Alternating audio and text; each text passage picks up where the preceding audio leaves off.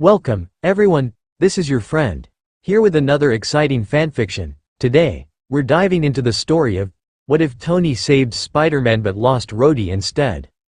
If you enjoy this video, don't forget to hit that like button and subscribe for more fanfiction content just like this. Now, let's get started with the fanfic. 1. The Fall. So, the fight was going badly. Really badly. Steve wasn't stopping to listen. No one was. There wasn't even supposed to be a fight. Tony has honestly had hope that this would work. He'd really thought that bringing the kid in, convincing Steve to just take a fucking second and talk, that it would all work out. They were adults, and Tony had thought that they were friends. He'd thought that this could be fixed. Because the world needed the Avengers. Hell, Tony needed the Avengers. His friends. Practically his family. He'd benched the kid, so he didn't have to worry about him anymore. The battle had gone airborne anyway. The kid had done a good job, a really good job. Tony would have to keep an eye on him, but for the moment, Tony had to focus on the battle in the air. That is, until Sam dodged a beam shot by Vision, and then Rhodey was calling for him, because his suit was dead. Tony dove, thrusters going at full power. He wasn't going to reach him, not in time. He flew anyway, arms out, praying that someone, somehow, and then he heard the voice. "I've got him." The voice came over the comms right in Tony's ear, almost bringing him up short. It made no sense. And things rarely made no sense to Tony Stark. He always understood things. His brain always made sense of whatever puzzle he was trying to solve eventually. Hell, he'd discovered a new element to save his own life. He'd created an arc reactor out of scraps in a cave. How could something so simple make no sense?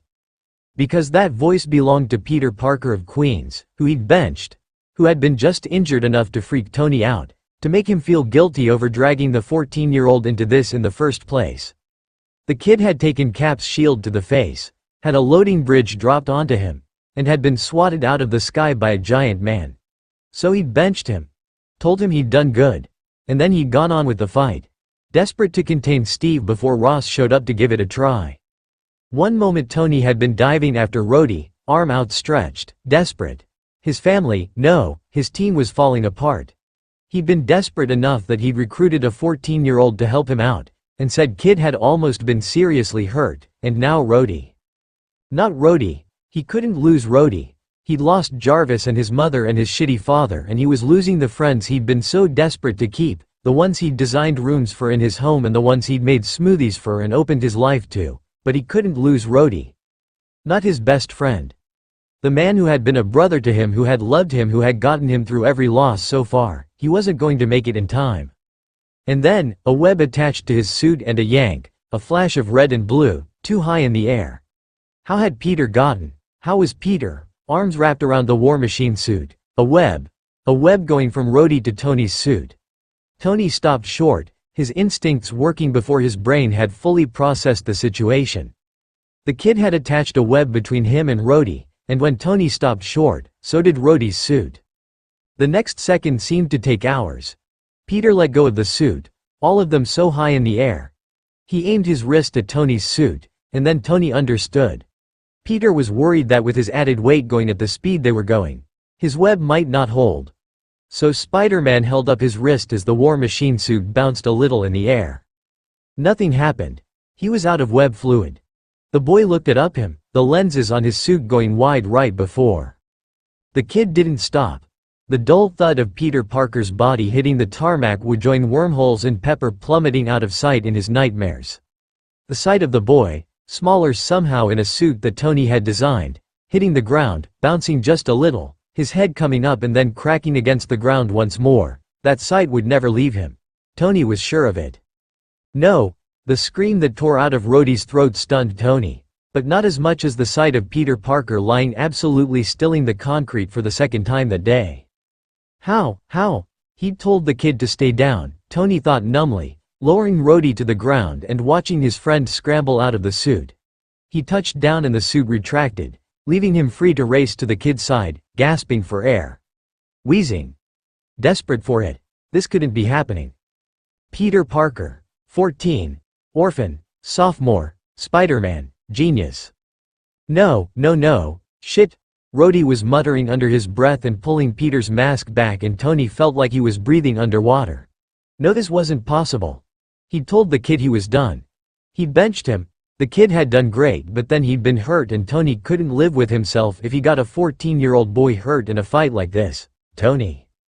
His friend's cry jolted him out of his stupor, and he reached out with shaking hands, 2 fingers pressed to Peter's throat. A heartbeat. Rhodey held his hand over the boy's mouth and nodded to himself, neither of them wanting to look at the trail of blood that ran from the boy's nose. What the fuck?" Tony whispered, fighting the urge to shake the kid, or hug him. Peter had saved Rhodey's life. Spider-Man had saved his best friend. And now the boy wasn't moving. His heart had to be beating because Rhodey hadn't said anything. But his friend had stopped, shaking hands hovering over the boy's chest. "I didn't mean to." Sam touched down a few feet away, wings folding behind him, words dying in his throat when he saw the boy's face. Saw the discarded mask that lay in a heap at his side, the bloody discarded mask. Tony hadn't meant for the kid's identity to get out. Hadn't meant for any of this, still couldn't process any of this. The kid, Peter, had blood running from one of his nostrils, a messy line of red that went from his nose and down his cheek to the concrete under him, and Tony wanted to wipe it off. He felt the urge to use his sleeve and wipe the boy's face. A child. This was a child. And because of Tony, what if he? Oh shit. Sam raced toward them, jerking his arms out of his wingsuit and letting it fall to the ground as he dropped to his knees. Fingers checked for a pulse before he spoke into his comms. "I need medical right now. It's a kid. There's a kid down on the tarmac," he barked. Tony could only imagine what kind of responses he was getting. Everything seemed too quiet. How was it this quiet? Hadn't there been a battle going on around him? He should have called for medical, Tony thought, his brain barely working. Why hadn't he called for medical? Why did his chest feel too tight? Why couldn't he move? Wipe the blood off of Peter's cheek. Feel the boy's pulse? What if he stopped breathing? How old is this kid? Fuck, Tony. Sam bit out, peeling back one of Peter Parker's eyelids to reveal only the whites of his eyes. And Tony wanted to defend himself. Wanted to explain. But the boy was silent. Still as death. Tony had known Peter for roughly a day and already knew that this kid didn't do still. He was fidgety and excitable, and there was no way he would just lie there like this. "Tony?" Sam snapped again, and Rhodey placed a firm hand on his shoulder. "Tones. Man, you gotta breathe." "Hey." Tony took a gasping, wheezing breath, looking up at Rhodey with what felt like despair written plain on his face. "Tones, he's alive. For now, he's alive. Medical is on their way. Can you scan him? Or can his suit scan him?" Tony nodded, feeling his thoughts turn back into something that resembled order. Yeah. He choked out, scooting a little closer to the boy and pulling out his phone. Opening the display for Peter's suit, he had the hologram up so that Sam could see too. Out of the 3 of them, he had the most medical training, with Rhodey coming in at a close number 2. Immediately Rhodey leaned in, eyes scanning the hologram that listed Peter's injuries. Some were what toning. Lots of it. A black eye, some broken ribs. All of those were to be expected. Horrific, listed like that in regards to a child that he had dragged into all this, but still. Not the end of the world. But then there were others. Words like spinal, and fracture, and damage, that Tony's brain refused to process.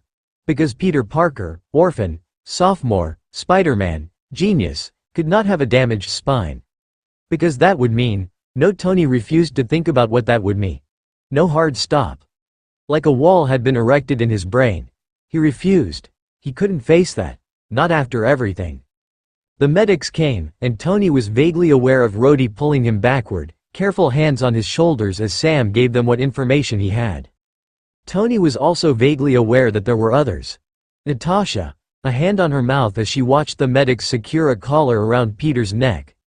Vision, face almost blank as they eased a backboard under the child and strapped him on. Bucky and Steve, mouths open, eyes wide as one of the medics pulled out a pair of scissors and cut down the front of Peter's suit, attaching a monitor to his chest. And then Rhodey was pulling him forward, Sam coming along, saying words that didn't quite reach Tony's ears. It sounded like he was underwater somehow, even as Rhodey pushed him to sit. The heavily accented English mixed with German all sounded like nonsense as he tried to make himself small in the corner of the ambulance. Enhanced. He's enhanced.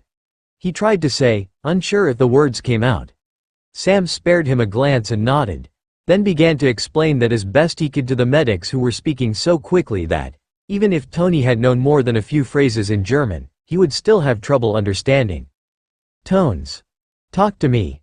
They weren't in an ambulance anymore. They were in a waiting room. Rhodey sat at his side as Tony stared at nothing, the scene replaying again and again. Peter attaching a web to the war machine armor. The boy letting go, then looking up at Tony. Eye lenses going wide, the sound of his body hitting the ground. What? He asked, shaking his head and meeting his friend's concerned gaze. Is Peter? We don't know yet. They just took him back. We have Helen Cho on her way, she'll help him, he's alive. His spine, if his spine is fractured then, Tony didn't know if he could say the word. We won't know for sure until the doctor comes out. He nodded. Right. He'd known that. Feeling like he was finally resurfacing from underwater, he looked around the room, quickly finding Sam and Natasha sitting on the other side, heads together, shooting him looks he couldn't decipher. Why were they here? Why did they keep staring at him? Sam stood, moving over to sit across from them, Natasha following. Who is he? Sam wondered. Peter, Tony told him, not sure if he had any more information to give. It wasn't like he even had the right. Not really. Peter's identity was none of their business. How old? Natasha wanted to know. Her voice was choked, soft, sad. He wanted to ask where Steve was but couldn't be bothered to care. They could sort their own shit out. 14. Everyone was silent for a while. But Tony had to at least try to explain. You wouldn't listen. He told Sam, speaking again when the man went to argue. I never said the Accords were the right answer. I said that we should make them better. Keep the team together. I brought Peter to help me detain you so that we could finally sit down and talk this through. I had no idea this would happen. Sam snapped, gesturing around at the waiting room. I know. And Tony did. Sam Wilson was plenty of things, but he'd never hurt a kid. None of them would. Steve and Bucky are hiding out. Bucky didn't blow up that building, Tony. He nodded, almost able to forget that they were waiting to see if a 14-year-old was paralyzed. Okay. Who did? That's what they're trying to find out. Tony didn't care what they did, not really, because he had to make this right with Peter before he worried about anything else. It was on him. The boy had gotten hurt and it was on him. All of it. He hadn't been able to make Steve listen and he hadn't been able to save Rhodey. But Peter had. Peter had ignored his direct order and had saved his best friend. They waited for hours in a waiting room full of people that didn't spare them much of a second glance. At one point, Natasha disappeared and then returned with food that Tony ignored. All he could see, every time he blinked, was Peter. Falling. Looking at him. A hand reached out toward him, trying to shoot a web that never came. Hitting the ground. The thud. The way his body had bounced a little. The way his head had cracked against the concrete. How could he eat when that was all he could see? Peter had been so excited to meet him. So excited to work with him, to be close to him. And Tony swore, in that moment, sitting in the waiting room with friends and possible enemies, that he would not push this kid away. If he could just see the boy again, talk to him, then he would be better. Better than his father ever had been, not that he was the boy's father. But still, he would be something to Peter. Whatever the kid wanted, friend, mentor, mysterious benefactor that bought him cool shit. Tony didn't care, as long as he was okay. Peter Parker had to be okay. There were footsteps in the hall, and Tony looked up to find a doctor approaching, face set in a carefully blanked mask. He glanced at his watch. They had been there for almost 5 hours. Mr. Stark? He jumped up, holding out a hand to the woman, Rhodey on his heels. Yes. I had Peter brought in. Well, Sam had. But still, the boy was his responsibility. Under his care. The doctor nodded, glancing at the others. Finally, her eyes met Tony's and he felt his heart crack open. Her eyes were full of sympathy. Sadness. They weren't the eyes of someone about to give him good news. Mr. Stark, why don't we go? Just tell me. He begged, surprised at how easy the plea came. Is he alive? She nodded, seeming to struggle to meet his eyes. Yes, he is alive. Will he ever walk again? She pressed her lips together. It would really be better if will he walk again? He demanded. He couldn't move, couldn't breathe until he knew. Because once he knew, he could prepare. He could fix it. He was a mechanic. He fixed things. The woman sighed, then lowered her voice, leaning in.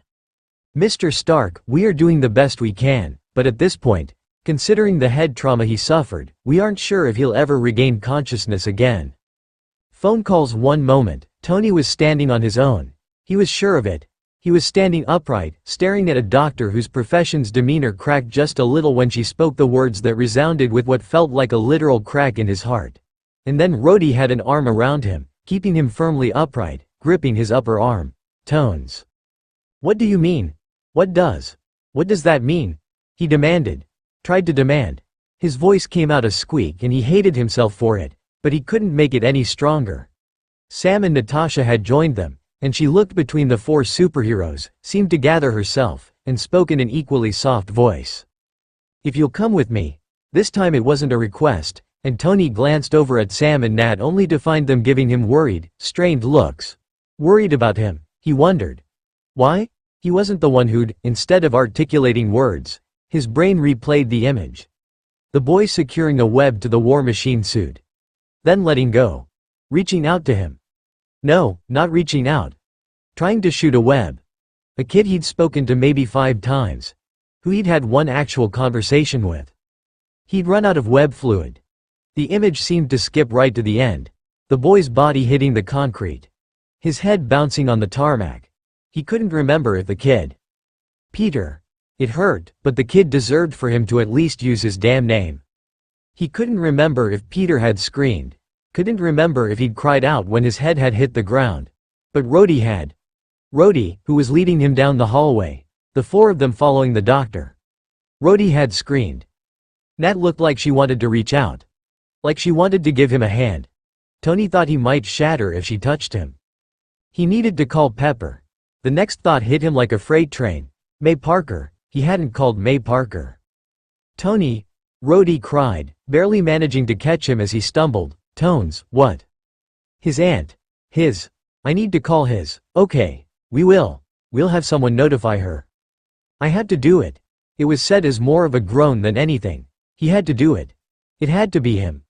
May Parker, who had lost her husband less than a year ago, needed to hear it from him, the one who'd put her nephew in danger in the first place. Penance. That's what it would be. Some kind of pathetic penance. As if anything he could do could ever be enough. Okay. First, let's find out what we need to tell her, okay? He nodded, more a reflex than anything, and resumed walking down the hall, leaning a little less on Rhodey. He had to pull himself together. Had to breathe. Had to remember that Peter was alive and that he had the best medical professionals in the world at his beck and call. He needed to call them, now that he thought of it. Helen Cho would lead them. He was sure he could lure her to Germany to take a look. Dr. Cho was one of the best there was. But for head trauma, he was sure Friday had a list of doctors for him to look over. He'd call them all if he had to.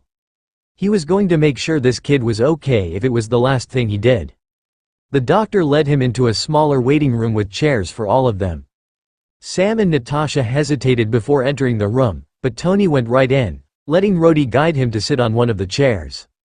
His friend sat right beside him, a hand on his back as Tony leaned forward, elbows on his knees. The doctor sat down across from him, a chart in her hands, her lips pursed. I have his scans here, she told him softly, opening the folder and glancing over at the other 2 occupants in the room. Tony stared down at the paper she held out, showing pictures that his mind refused to interpret. Brain damage. Those were the only words getting through as Rhodey kept a firm hand on his back. The child had brain damage. Considering his, the doctor trailed off for a moment, then smiled apologetically. Considering his enhancement, we can't really know how his body will attempt to heal itself. Were he an ordinary person, I would say to you, without a doubt, that this boy would never wake up again. There's too much damage. But he's in surgery now, and the lead surgeon says that his brain is attempting to heal itself. So he's going to be okay? Tony asked. surprised at how weak his own voice sounded. How hopeful. But of course, he was hopeful. Of course, he was desperate. This was all on him.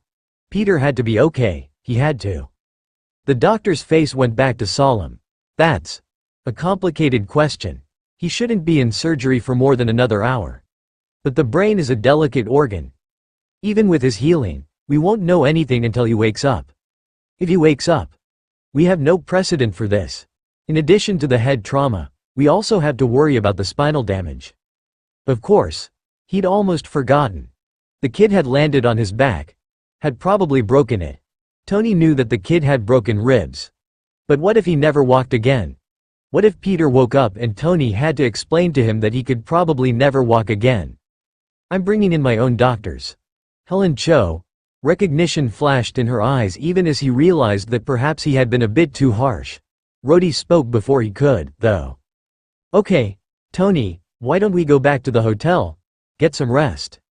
I'm not leaving him. His voice was raw and desperate and he felt his eyes heat up, but he refused to let his tears fall. Not here. Not in front of all these people. Tony took a deep breath, closing his eyes for a moment. He's 14. I'm not leaving him alone. He won't be out of surgery for another hour, and then we'll need to get him settled into a room. Then you'll be able to see him. I can have another bed put in his room if you'd like to stay with him. The doctor hurried to assure Tony, speaking gently. See, we'll just be gone for an hour. We need to make some calls anyway. Get cleaned up. Get something to eat. You're not going to be able to do him any good if you don't take care of yourself. We can come right back, Sam suggested, starting to stand, but Tony whirled, pointing a finger, teeth pressed together as he spoke through them.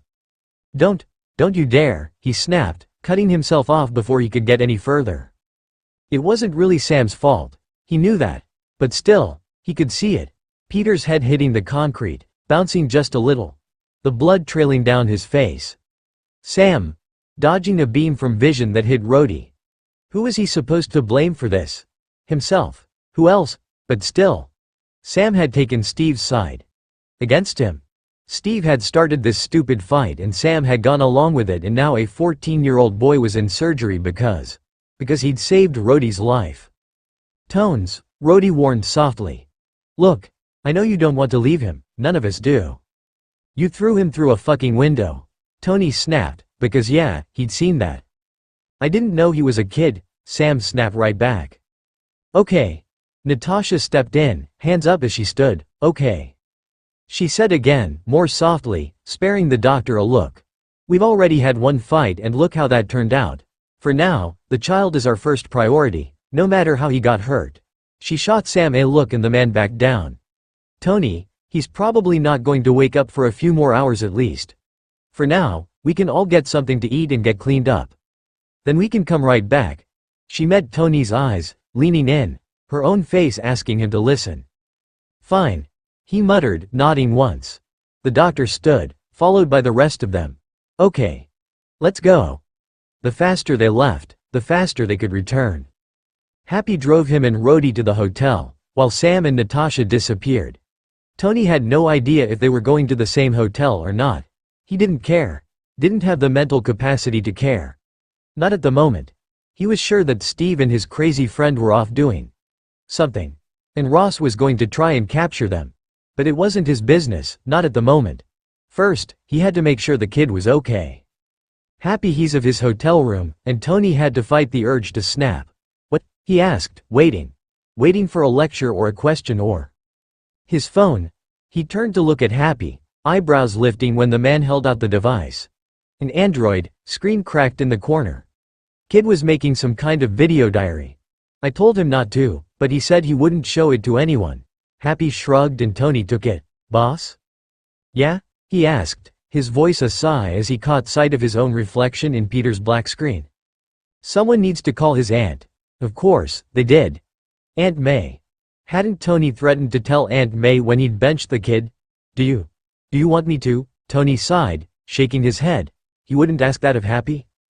No, I'll do it. With that, he shut the door and dropped the phone on the bed, heading for the shower and hoping to buy himself a few seconds of peace.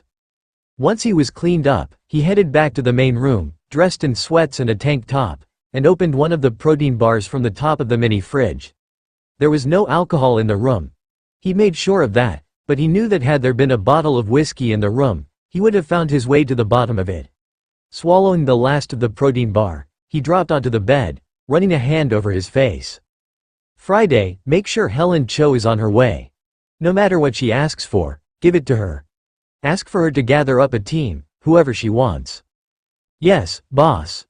Pepper was the first contact in his favorites list, and he tapped her name, holding the phone to his ear as his leg bounced off the side of the bed. She picked up after 2 rings. Tony? I need your help. Tony? What happened? She demanded. Pep. It's the kid. Spider-Man. He hadn't told her about his true identity, hadn't told anyone about him. But now, he would have to trust Pepper with it. Not that he didn't trust her. But Peter was counting on him to keep it a secret, and more people were finding out. He got hurt. What about Steve? Were you able to? Pepper, Spider-Man is hurt. Bad. He's in surgery but I need you to bring his aunt here. She's his legal guardian. His legal, she trailed off, and he heard his girlfriend take a sharp breath. Tony, how old is he? His name is Peter and he'll be 15 in a few months. Tony, she whispered, and he ran a rough hand over his face. I'm about to call his aunt and tell her. I'll tell her it was a car accident but he took a deep, shuddering breath, and did his best to keep going. I'll tell her it was a car accident. I was hoping you could come with her. I'm having my jet bring her but. Of course. She softened a little. When I get there, will you tell me what's going on? Yeah, I'll explain when you get here. There was a pause, and he went on, stumbling over his words. I never meant. I benched the kid. I swear, Pep, I told him to stay down and then he fell. His head bounced on the tarmac, arm outstretched. Send me the address and I'll be there in an hour. Thank you. He grabbed the boy's phone after he hung up, pulling his sunglasses on and watching the display light up. The boy's background was a picture of him standing next to a larger, darker-skinned boy, the two of them holding a trophy between them. He looked up at the ceiling, forcing himself to breathe. To take deep breaths. He had to breathe if he was going to get back to the kid. Friday? He asked, tapping the side of his sunglasses. Yes, boss? I need you to scan the kid's phone. I'm looking for video files starting the day I met him. Anything that involves Spider-Man or me. Happy said he was making a video diary. Scanning. Pulling out his own phone, he scrolled through his contacts until he found May Parker's. He stared at her name, wondering what the hell he could possibly tell her. Video file found. The boy's phone screen was still on the lock screen photo. He wouldn't rifle through it. But the kid had made a video diary. Tony had recruited him and brought him to Germany, and he hadn't even gone with him. Hadn't even ridden on the plane with him. He'd sent the kid with Happy who hadn't wanted to babysit him in the first place. What if that video diary was the last thing Peter ever made? Swallowing hard, he told Friday to play the video. The hologram showed a car window and the passing of buildings in New York. Somewhat familiar buildings. Then, the kid's voice, but deeper and with a heavy New York accent. New York. Queens. It's a rough borough, but hey, it's home. Tony narrowed his eyes and leaned in. Hey, who are you talking to? Happy asked in the video, and the camera moved to show his driver turning around a little in the front seat. No one. The boy answered, voice back to normal and cheerful. Just making a little video of the trip. You know you can't show that to anyone. His bodyguard reminded the boy, voice flat and tired sounding. Happy hadn't wanted that job. Not that his driver and bodyguard and friend would have refused it. He would have protected the kid. But Tony knew, watching the man and hearing Peter's happy, laughing voice, that it had been the wrong call to put Happy in charge of him. Yeah, I know. The boy chirped. Then why are you narrating in that voice? Because it's fun. Fun? Happy repeated dubiously, and Tony felt his heart ache for the boy. Fun. The boy had been having fun. Because he was 14. And he'd been so excited. So why do they call you Happy? Tony snorted, wiping a hand over his eyes and waving his other hand to make it stop. That's enough, Fry, he whispered, dropping his head into his hands. What's the ETA on Helen? About 6 hours, boss. Right. Okay. He pulled the glasses off and dropped them onto the bed next to Peter's phone. Okay. Taking a deep breath, he touched May's name on his phone, then held it to his ear. He could do this. He would have her flown out here. He would promise that everything was okay. Because it had to be. Peter would be okay and Tony would make sure the kid knew how grateful he was. How good he had done. Because he'd done so good. He disobeyed direct orders, of course, but the kid had potential. Maybe one day, he would be an Avenger. If he wakes up, his brain reminded him, and he flinched at the thought just as May answered her phone. Hello, Mrs. Parker. It's Tony Stark. Oh, Mr. Stark. I'm sorry, he swallowed, rubbing a hand over his face and fighting back the bile in his throat. How's Peter? I hope he's not talking your ear off. I swear he gets it from his mother. She laughed a little, sounding distracted. She was probably getting ready for work or making dinner. He wasn't sure exactly what time it was in New York. Or in Germany, for that matter. Can I help you, Mr. Stark? Did you need something? Is Peter okay? He swallowed hard, staring at the blank wall. The boy had fallen, arm outstretched toward him like he'd been asking for Tony to catch him, but he hadn't. Tony hadn't caught him because there hadn't been time, and his body had hit the tarmac, head bouncing. Blood trailing from his nose, a line of bright red over his pale face. Mr. Stark? She asked again, voice a little louder. Is Mrs. Parker there? I'm sorry to say that there was an accident. There was silence. A long, terrible silence. He didn't want to keep going. Didn't want to tell her what kind of accident or that her nephew was in a German hospital and that he might never walk again or even wake up despite his mutation. He thought for a moment that he was going to have to go on despite her silence, but then she responded. No, it was the word of a woman who had already lost so much. Why did she have to lose this one too? Tony closed his eyes, forcing himself to breathe. He had to explain. Had to tell the boy's last living relative what had happened. It was a car accident. No, Mrs. Parker bit out, and he knew that she was crying. He knew that he was crying.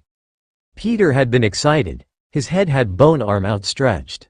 I have the best doctors. Stop. Her cry seemed to crack something open in him and he put a shaky hand over his eyes. He dragged Peter into this. Please. Please, don't. He can't. I'm so sorry, Tony whispered. I'm sending Miss Potts. Pepper. She's going to bring you here. I'll take care of everything. Your boss, your job, the apartment. I'll take care of it all. He's only 14, she choked out, and he wished he could. What? Put a hand on her shoulder like he had Peter's, pat her on the back? Tell her that? Since her nephew had secret spider-themed powers that he might be okay? That he might wake up again? He's all I have. I'm so sorry. I'm so sorry, Mrs. Parker. It was. He was in the car. Were you with him? She interrupted, voice hard, and he clenched his hand in a fist, gripping the blankets. He was with my driver and their car. Someone hit. It was a flimsy story, one that he could barely get out, but she was sobbing on the other end and he couldn't speak because his heart was racing and he couldn't breathe and the boy had been excited and his head had bounced on the tarmac and Rhodey had screamed. But he hadn't. Peter hadn't made a sound. Miss Potts will be there in an hour. He gasped out, praying that she didn't know he was crying, although he wasn't sure why that mattered. I have a private jet waiting for you. Is he going to be? He's in surgery. We don't know much yet. There was a cry on the other line. A ragged, anguished sob that ripped right through him, and he placed his hands over his face, dropping the phone on the bed beside her nephew's, feeling hot tears fall down his face. His fault. This was his fault. But he would fix it. He had to fix it. He grabbed the phone, giving his head a quick shake, then speaking to her again. Mrs. Parker, I'm going to do everything I can. I swear to you. I will do whatever it takes to make sure your nephew is okay. I have world-class doctors on their way. No matter what, I'm going to take care of Peter. And he would. Once she'd agreed to come to Germany with Pepper, he picked up Peter's phone once more. Fry. Show me the rest of his video. He would watch the whole thing, and then he would go back to Peter. He would sit by the boy's side until he woke up. Bedside vigil. Peter Parker was 14 years old. Since being that age himself, Tony hadn't exactly spent a lot of time with humans that age. Sure, he signed autographs and had, on occasion, flown over a birthday party or two, waving to excitable children.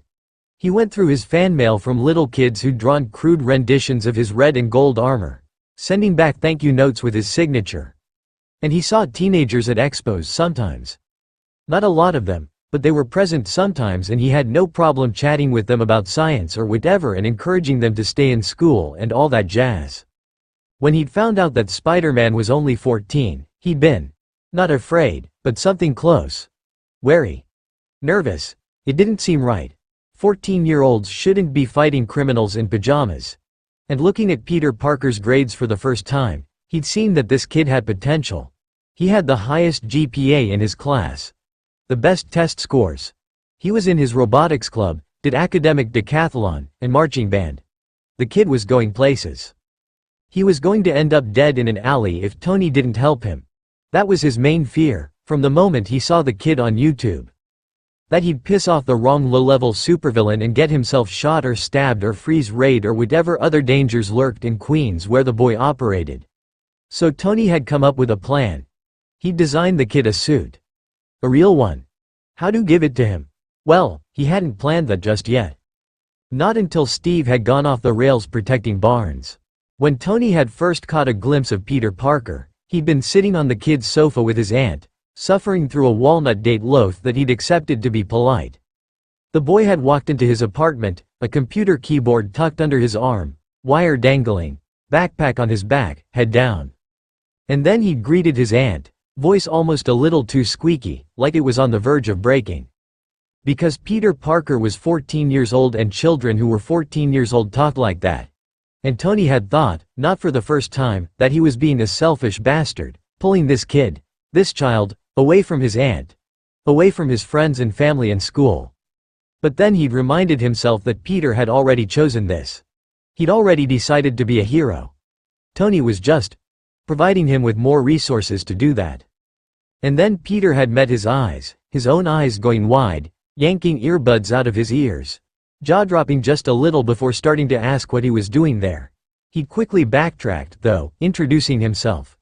Tony had done the same, fighting a laugh at the facial journey the boy was demonstrating. Excitement.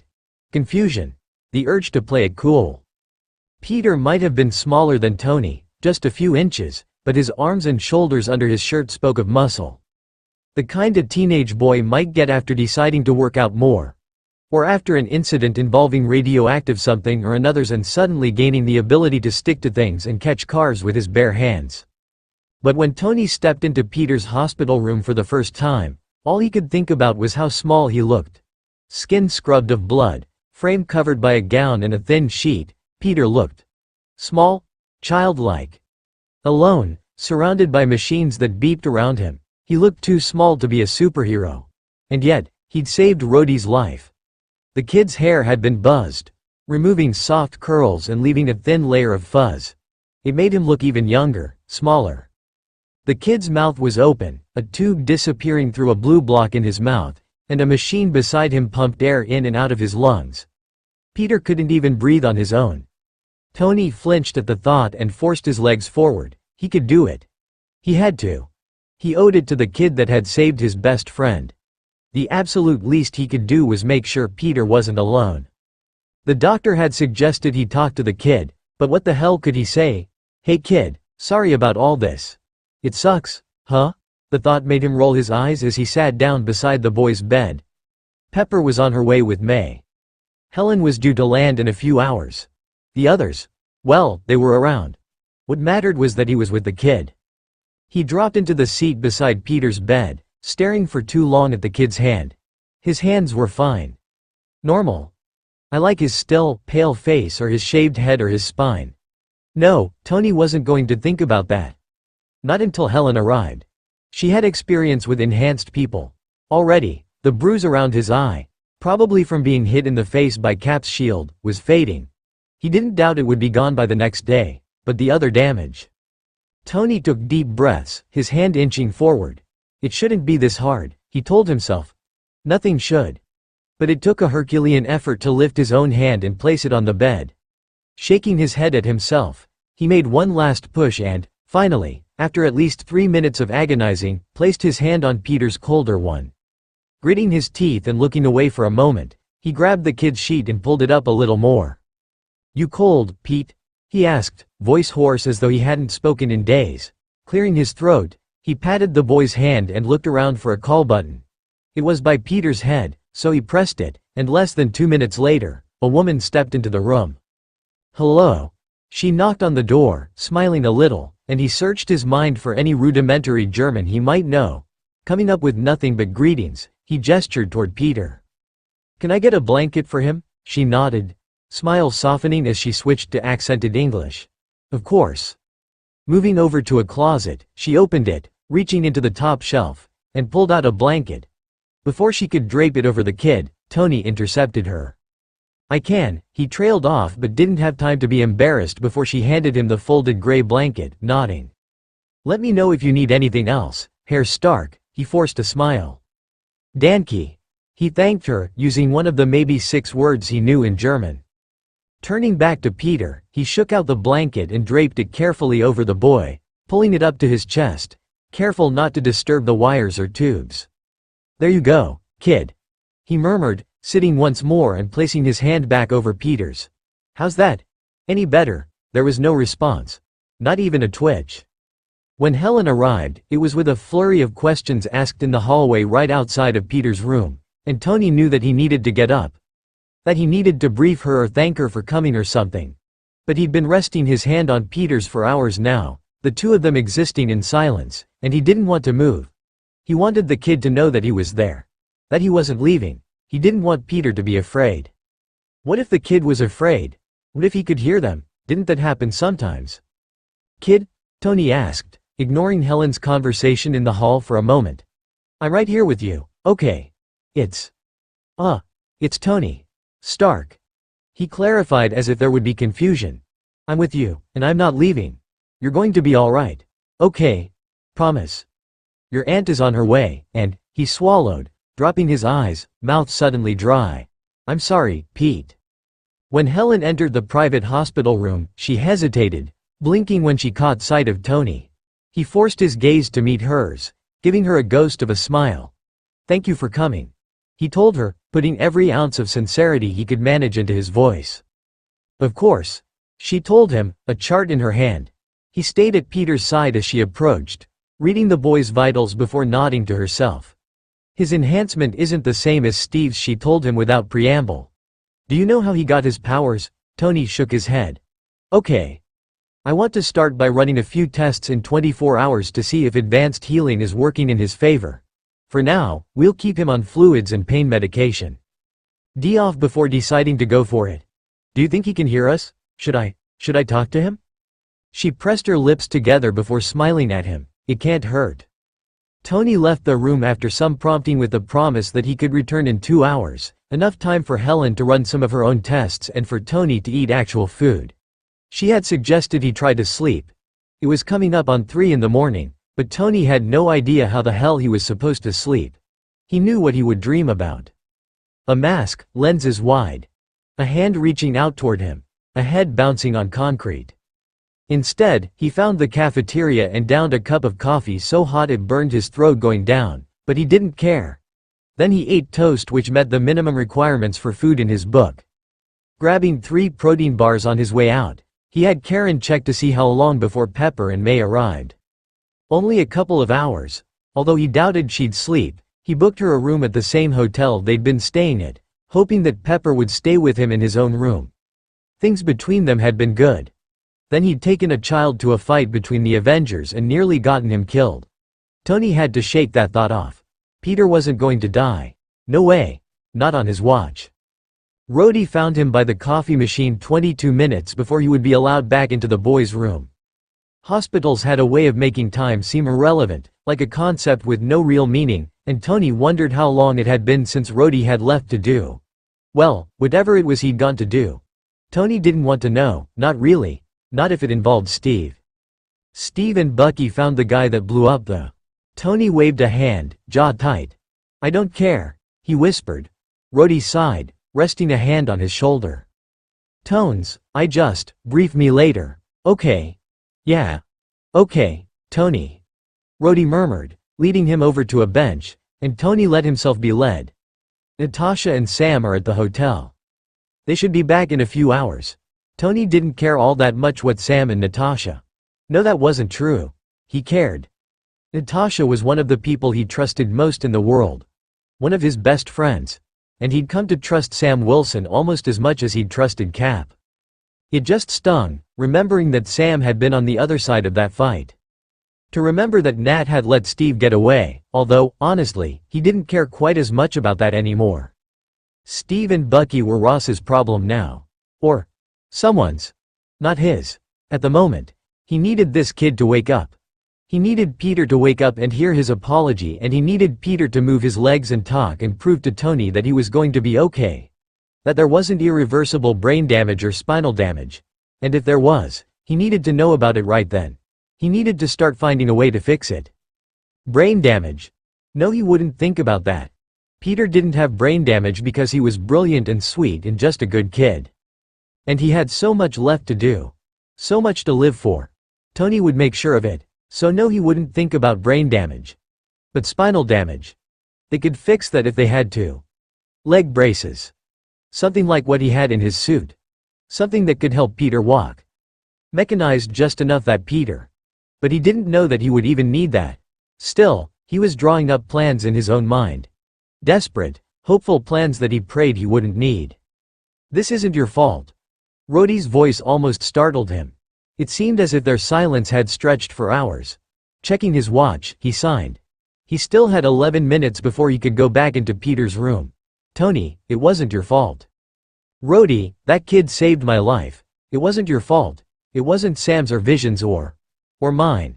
He spoke as though he didn't quite believe that last part. Peter chose to save me. Because he's a good kid. People get hurt in battle sometimes. There wasn't supposed to be a battle. Tony snapped, not meaning to. I know. Rhodey soothed. But, look, you've got the best medical attention possible for that kid. He's only 14. Tony murmured, rubbing a hand over his face. I thought I needed him. And I did. I needed someone. Someone to help me talk some sense into Cap. And, now. Rhodey didn't say anything, just squeezed his shoulder, and Tony let himself be comforted for a moment. It felt like he'd been in that hospital with its off-white walls and stale air and coffee that only sort of deserved to be called that, but in reality, it had only been less than a day, right? Not yet 24 hours. No way. He checked his watch and fought back a yawn. He didn't have time to be tired, not yet. Not until Peter woke up. Tony? Rhodey murmured, and he glanced over at his oldest friend, not wanting to hear the question. Not wanting to have any kind of conversation. All he wanted was to find a lab and start working. Find a project. Lose himself in work. But he was the one who'd recruited Peter Parker, and now the boy was hurt in a foreign country and the thought of leaving him alone was just unthinkable. Who is this kid? Spider-Man. Tony answered without hesitation. No, I mean, where did you find him? YouTube. For a long moment, Rhodey was silent, and he could just imagine the look on his friend's face. Tony was tired. Tired in a way he hadn't been in a while. Just so tired. Like he could close his eyes and fall asleep right there on the bench. He didn't want to explain to Rhodey that he'd been keeping tabs on the small-time vigilante for a while.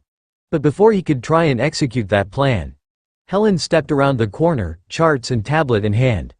All other conversation forgotten, he jumped to his feet, hurrying over to meet the doctor. Rhodey's footsteps close behind. Helen?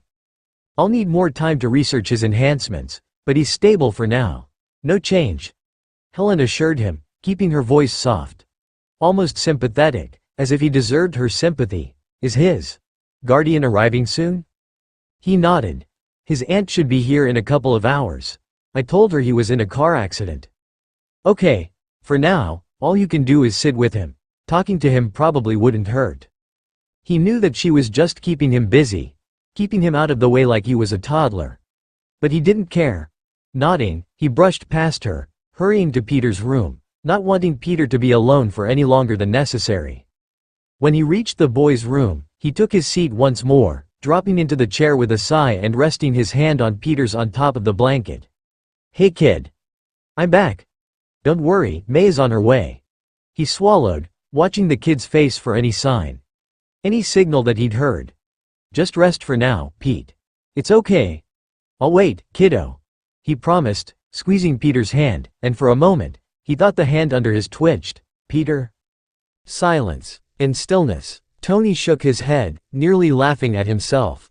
Peter wasn't conscious. The kid had just had surgery. There was no way he'd be waking up.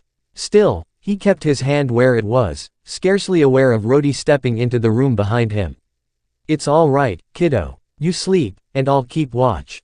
And he did. At the end of a frayed rope, the doctor called it a coma. And he said it like it was a good thing. Like the fact that Peter wasn't waking up, that Peter hadn't responded to Tony or his aunt or anyone. Like that could possibly be a good thing.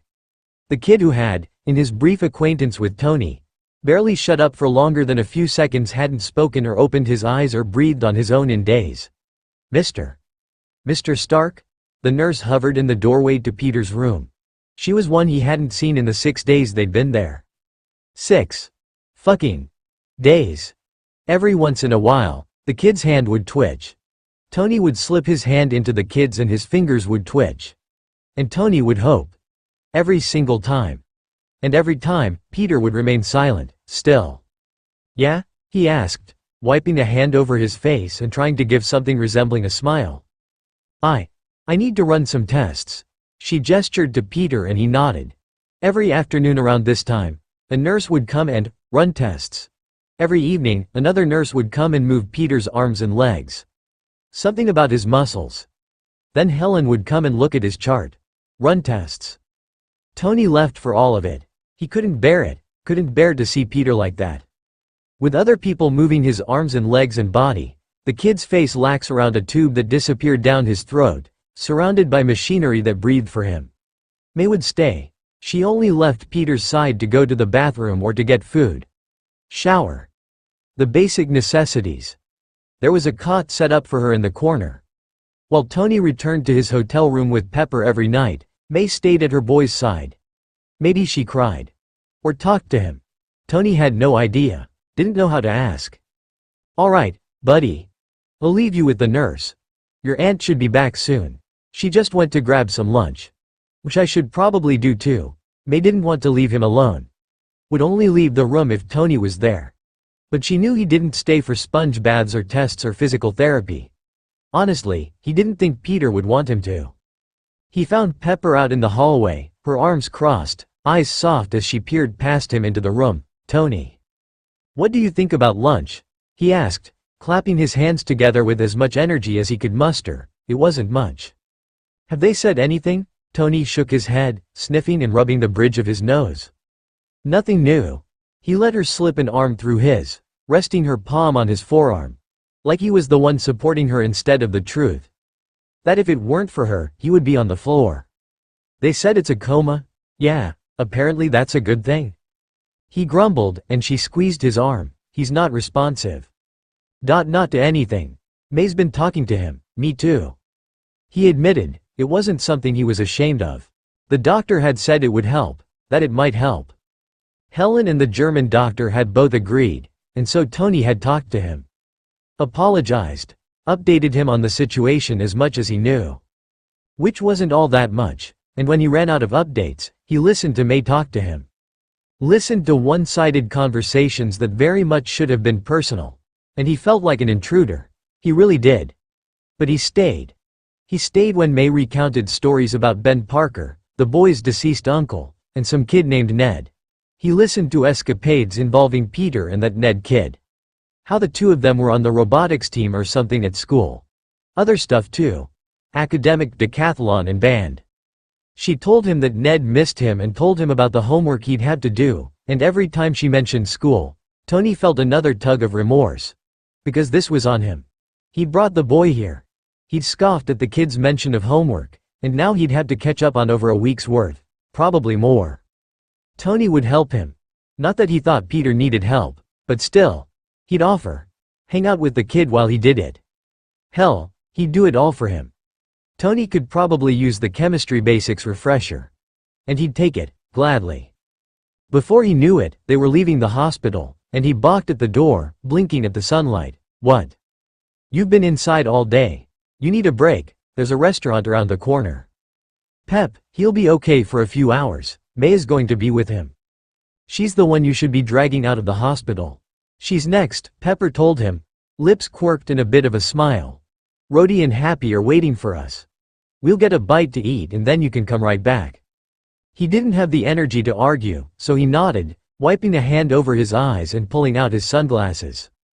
He hadn't left the hospital during the day in, well, days.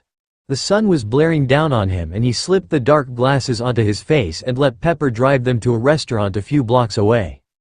And when he stepped into the restaurant, he found not only Happy and Rhodey, but also Sam Wilson and Natasha Romanoff sitting at a table. They were all appropriately solemn and quiet and they greeted him with nods and questions about Peter and he wanted to just scream. He wanted to throw something against the wall and listen to it shatter and scream about how unfair it was that Peter Parker was in a coma a few blocks away. All because of him. Through a fog, he heard Sam discuss the boy. Heard him say the word coma and every bite of whatever the hell he was eating tasted like ash in his mouth. So they're on the run. He blinked, glancing up from his plate of what he was almost sure was chicken. Natasha had her chin in her fist, brows drawn. What?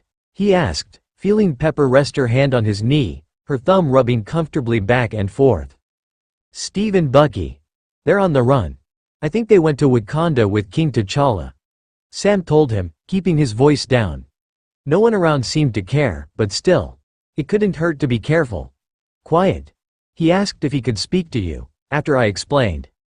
Tony wanted to say no, he wanted to tell them that he didn't care what Steve was doing or what the Manchurian Candidate was up to. He wanted to go back to Peter's room and he wanted the child to wake up and he wanted to apologize and promise the kid that everything was okay. He wanted to promise May Parker that he would take care of her nephew and her too. That he would fix this.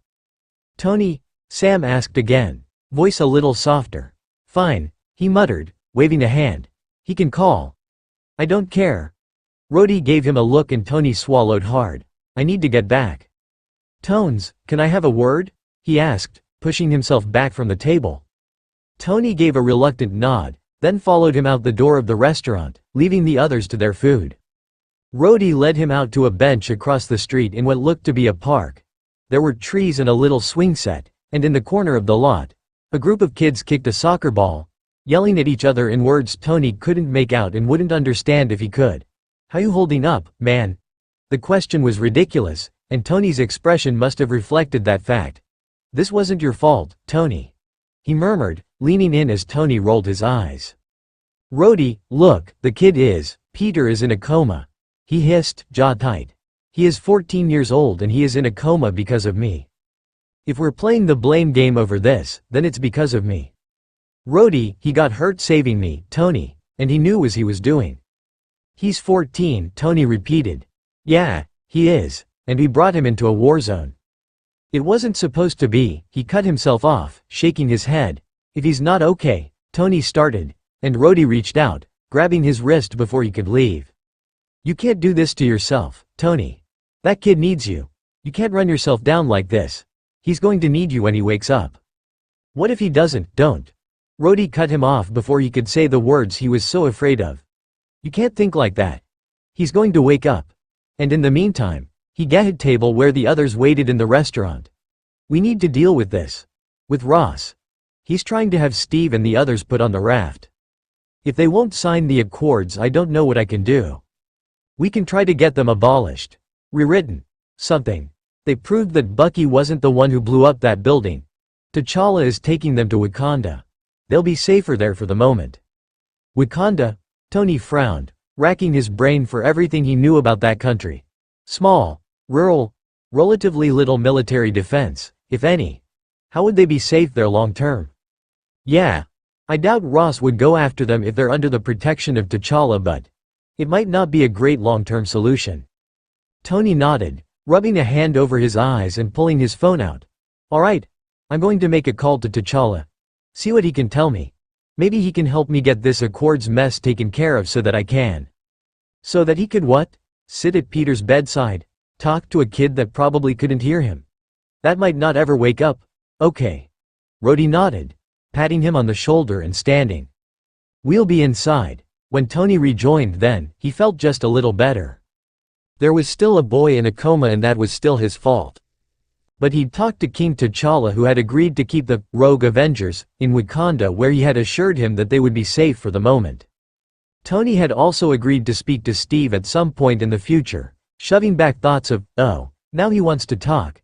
He was still angry, still thought about how he'd tried to get Steve to listen, to get him to just sit down and try to see things from Tony's side. But he had more problems now. Problems like the teenager he was responsible for. When he sat back down to his chicken, he could almost taste it. Sam joined him as he headed back to the hospital, while Rhodey went to take care of some military business and Pepper went back to trying to keep his company afloat, her schedule full of online meetings and phone calls. Has she said anything? Sam asked as Natasha headed back to the hotel with Happy. Helen, Sam clarified. No, she's running tests practically every day. Blood work. Brain scans. She says it's a coma and says that it could be worse. It could, Sam told him, voice soft as they entered the hospital through the sliding front doors. A couple of people in the waiting room glanced up as they passed, but none seemed to know or care that the Avengers were spending their days at the hospital. How come Ross ain't coming in here after me? He wondered, the words spilling out as though he'd been holding them for a long time. Tony hesitated, the two of them stepping into the elevator. Over the last few days, Sam had been an occasional visitor to Peter's room, explaining medical things to May and letting her tell him all about her beloved nephew, stories that would probably embarrass the kid if he was awake. He thinks you're with Steve. Natasha too. Officially, you're both Mia. He doesn't know which hospital we're in, and I don't plan on telling him. Sam lifted an eyebrow and Tony shrugged. You helped me with Peter, he told him, almost uncomfortable. I wasn't going to let the kid die, regardless of whose side he was on. I know. There was a pause as the elevator ascended and Tony swallowed hard. I never wanted this. Sam sighed, nodding. I know. Tony wanted to explain himself more, to try and make Sam understand, but the man softened. Me either. And he knew that Sam got it.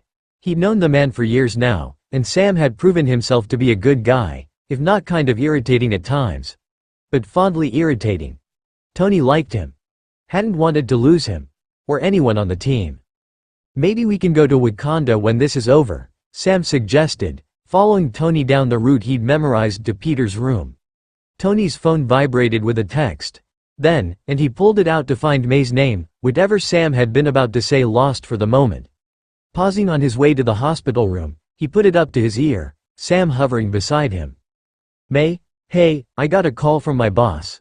Tony grimaced, shaking his head. He told the man that he would cover May's salary for the time being if he agreed to let her off. Honestly, he wanted to do more. He was paying for Peter's medical care, of course, not to mention the trust fund he'd set up as a kind of apology. And the Audi. But he would need to feel out the situation with May before he brought that up. Still, it didn't feel like enough. Do you need me to talk to him? No, I just have to, she sighed, cutting herself off. They're short, especially this time of year. Her voice was harried and exhausted, and he wanted to give her a vacation. He says he needs me back by next week. I can call him. Get him some replacements, I'll pay them. Tony, you don't have to, she whispered. It's already done. He assured her. I'm on my way back to Peter's room. I'll make the call today. There was a pause, and he heard her take a deep, shuddering breath. Tony, where are you? I'm in the hotel room. I just needed, she sniffed, and he could imagine her wiping her eyes. Dropping onto a bed, head limp. He'd gotten her a hotel room in the same hotel they'd all been staying in down the road. This was her first time using it. I'll be right back. Stay, he murmured. In the hotel room. Get some rest. Get some real food. I'll stay with Peter. The silence told him that she was actually considering it, which almost surprised him. Really? Get room service. It's all on my tab. And sleep in a real bed tonight. I'll stay with him. Is he going to wake up? She asked, voice finally breaking a little. It wasn't a surprise. Not really, he was surprised that she'd lasted this long. Tony closed his eyes, pinching the bridge of his nose. What the hell was he supposed to say? I don't know, May, he whispered. I'm going to do everything I can, so will my medical team. The sound of May Parker sobbing on the other end of the line, exhausted and broken and at the very end of a frayed rope, would probably feature in his nightmares right along with Peter. Right along with him falling. arm outstretched, head bouncing. But what could he say? What could he tell her? He closed his eyes, leaning against the wall outside of the boy's room. He wasn't equipped for this. Didn't know what to say. Before he could give it a try, Sam touched his shoulder. Opening his eyes again, he found Sam, his hand out. Sam. He wants to. He trailed off, handing the phone over and staying by the wall as Sam took a step away. Mrs. Parker. Hey, it's Sam. Listen, you get some rest. We're going to take care of Peter. Okay. He paused, and Tony could only assume that she was speaking. I know. It's hard right now. That kid, he's tough, he'll pull through. Unable to listen to Sam tell May Parker what very well could be a lie while her nephew was in a coma because of him, Tony left him in the hall, stepping into the boy's room and shutting the door behind him. For a moment, he just leaned there, closing his eyes, taking deep breaths, doing his very best to put himself together. Because he had to. He had to be strong while May was falling apart. Peter needed someone to be strong. And there, back against the door, he opened his eyes and froze, his breath catching. Peter was staring at him. Dazed and confused, Tony knew that sometimes people opened their eyes while in a coma. Or, whatever you called it at that point. He didn't have an MD. But he'd seen movies and some of those doctor shows. Sometimes those people opened their eyes and even blinked, but that didn't mean they were conscious. Just like Peter's twitching, the way he'd sometimes close his fingers just a little around Tony's didn't mean that he knew Tony was there. Regardless of how much Tony spoke to him or held his hand. No matter how much time May spent at his side, telling him stories and telling him over and over how much she loved him. None of that meant anything if the boy didn't wake up. Tony took a deep breath, wiping his eyes and shaking his head. He couldn't let himself get his hopes up now. Peter wasn't awake. The boy hadn't responded to them in days. According to Helen, he might not wake up for days. Weeks. And every day that the boy didn't wake up, Tony was forced to face the fact that he might not wake up at all. He was seeing things. Wishful thinking. Hallucinating. Maybe someone had drugged his chicken. But when Tony opened his eyes, Peter was still staring at him. The kid's head turned just a little, and then one of his hands started to move, slowly reaching for the tube in his mouth. That finally jerked Tony out of his stupor. No, kiddo. Don't. He hurried to the boy's side, catching his wrist as carefully as he could, as if squeezing too hard would break the kid. As if Peter didn't have super strength. Don't, Pete. You're okay. There were tears filling the boy's huge eyes and dripping down his cheeks, his chest heaving as he fought the ventilator, horrible, stifled noises crawling out of his throat as he whimpered and grunted. Tony felt his stomach clench, nausea threatening to choke him. He shoved it back. Not now. He couldn't lose it now. Peter needed him. It's okay, he murmured, surprised that he didn't have to struggle to make his voice gentle. It just came out that way. Hey, look at me, bud. The boy was shaking, his hands clenching at his sides, and Tony grabbed for the call button, pushing it before resting his hands on Peter's shoulders, meeting the boy's gaze head on. It's me, kid. It's Tony. You're okay. You're all right. He choked out, his own eyes filling. But he wasn't going to cry. Not now. Now when Peter needed him to be strong. The boy made another noise, not seeming to hear him as he seemed to choke, gurgling and crying, and it was almost worse than seeing him fall. Almost worse than watching Rhodey pull his mask up and see the line of blood running from his nose. It's okay, Peter. He whispered. Just let it breathe for you. You're okay. We'll get the doctor in here. The boy's eyes shot around the room, whimpering around the vent, chest heaving as he suddenly struggled to sit up, and Tony felt his own heart race. Peter. He tried again, speaking firmly now. Buddy. Come on. Look at me, Pete. It's me. It's Tony Stark. Do you know who I am? Peter's limbs came to rest at his sides, hands still shaking as he stared up at Tony with wide, terrified eyes. And Tony felt bad for a moment. The kid was scared, and Tony had no idea what he remembered or whether or not the drugs were doing something to him, making it hard for him to think. Slowly, the boy gave a nod, letting him know that at least he knew who Tony was. Now whether or not he knew him because they had met or because he was Iron Man, he had no idea. But for the moment, at least Peter was hearing him. Good, Tony smiled, and the expression felt natural, Like comforting was something that he could actually do. I'm glad, buddy. Just stay still. Let the machine breathe for you for now. Maybe the doctor can take it out. I don't know yet. Just try and stay calm for me, okay? Don't fight it. Peter blinked, sniffing, and another tear dripped down his cheek. Tony reached out, wiping a thumb under his eyes, brushing the tear away just as Helen stepped into the room. Peter stiffened, and Tony cupped the side of the kid's face. You're okay, Pete. This is Helen Cho. She's a doctor. A friend of mine. You're safe, bud. I'm right here. There was no reason for that to calm Peter down. The words came out without him really thinking about them.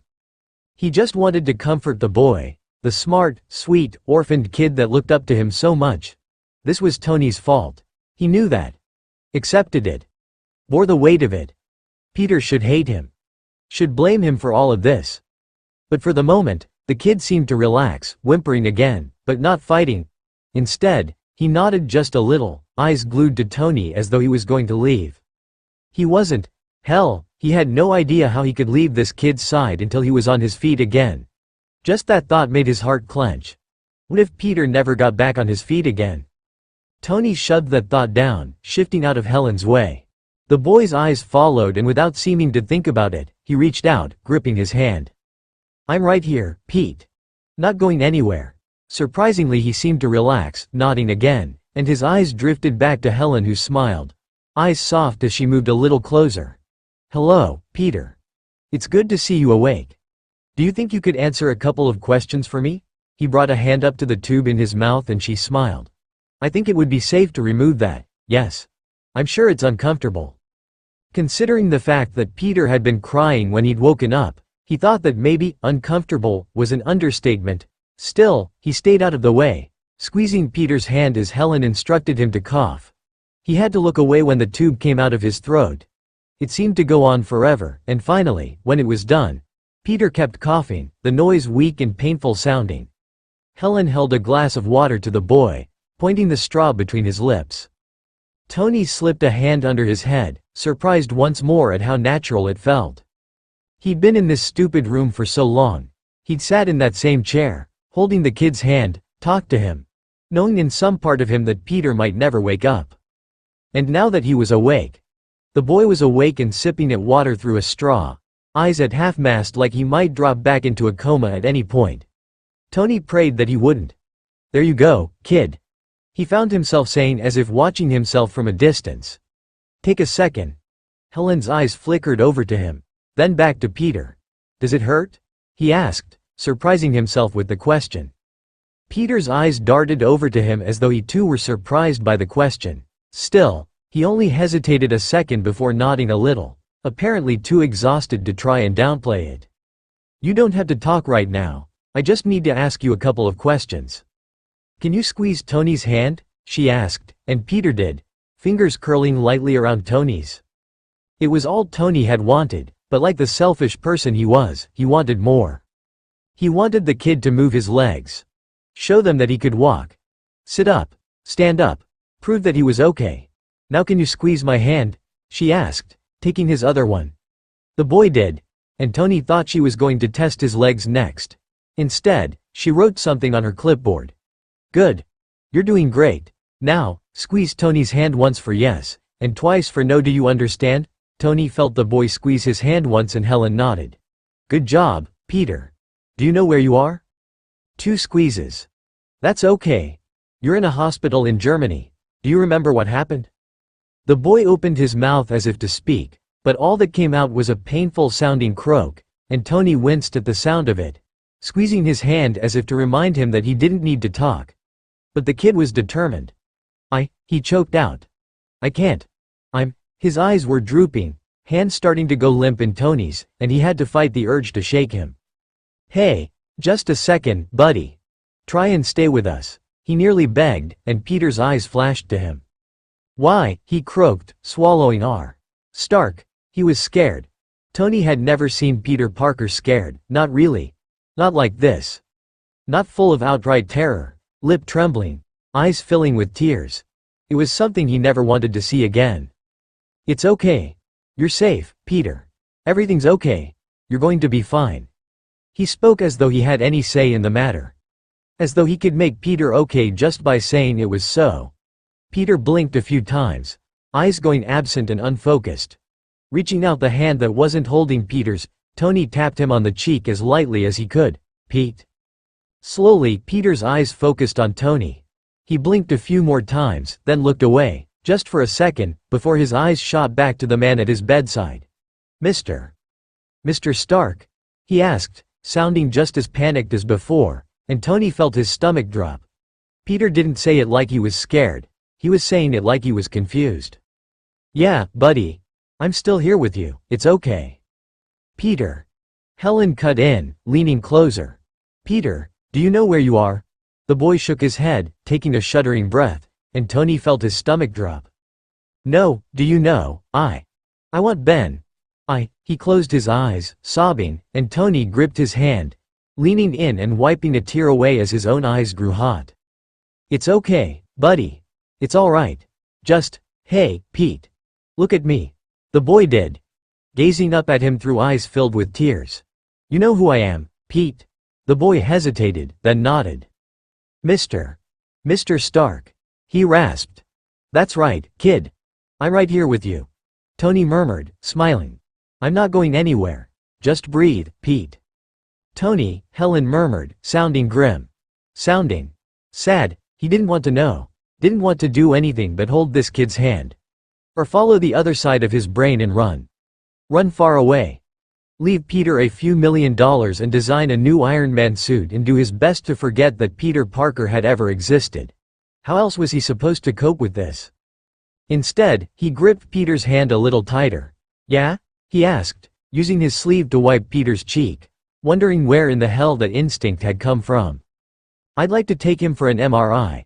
Moving over to Peter's side, the doctor smiled gently, her entire expression softening. "Peter?" The boy made an effort to compose himself, swallowing and looking up at her. "I need to run a couple of tests if that's okay."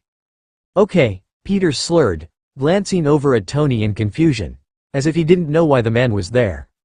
"Do you want Tony to stay with you?" Peter blinked at her, then over at Tony, not seeming to understand the question. Can I sleep?" he asked, eyes drooping, and Helen nodded despite the fact that Tony never wanted Peter to sleep again. "Of course. Get some more sleep, Peter. We'll be here when you wake up." "Okay." And with that last rasp, the boy was unconscious. "Helen," Tony started, finally letting his fear show. It could be a reaction from the anesthesia, she told him, cutting him off before he could freak out. It looked like he had an absence seizure. It's not uncommon after a traumatic brain injury to experience seizures, but I still want him to have an MRI. He had a seizure. It wasn't severe and it only lasted for a few seconds. He remembers who you are. That's a good sign. In case you hadn't noticed, I'm famous, Helen. Everyone knows who I am. He spat, voice a little bitter. One cold look from her had him swallowing back the rest of that speech. "Why don't you go inform his aunt that he woke up but that he's asleep right now and that I'm taking him for testing? The MRI should only take an hour." "Can I go with him?" She hesitated. "I can't. I don't want him to wake up alone, Helen." She signed, nodding. "Of course. But someone needs to inform his aunt." She just went back to the hotel to get some sleep. She's exhausted. He didn't want to say the rest. That she was at the end of her rope and about to shatter, and he didn't think she could handle seeing her nephew like this unless she got some sleep. Helen gave him a look like she was about to argue but just nodded. "I'll call her in a few hours. I just wanted to let her get some sleep." They rolled Peter's bed down the hall to the MRI. The signs on the walls incomprehensible to him. It didn't matter.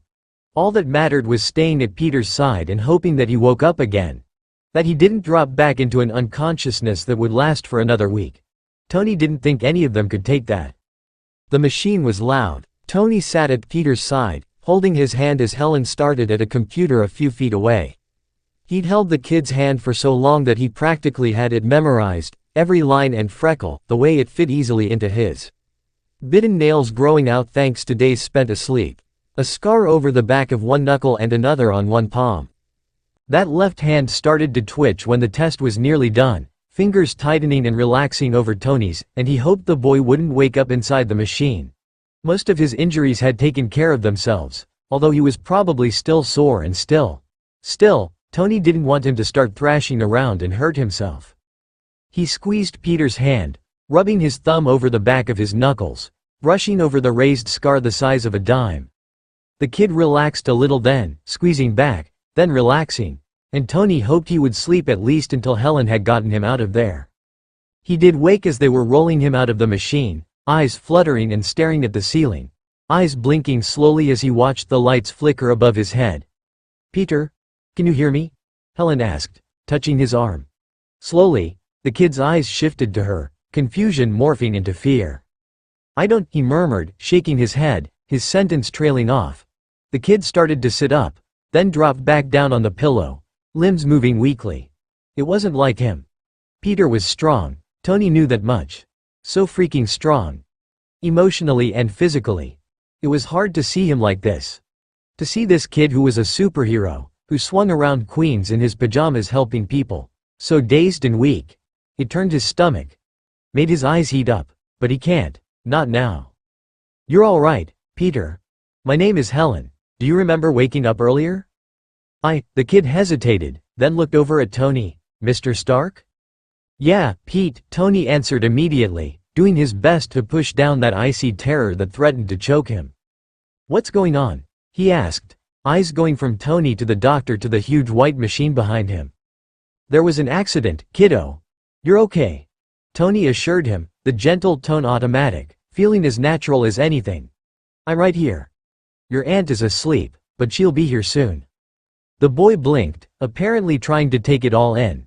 "My head hurts," he finally slurred, eyes rolling back, and Tony gripped his hand more tightly.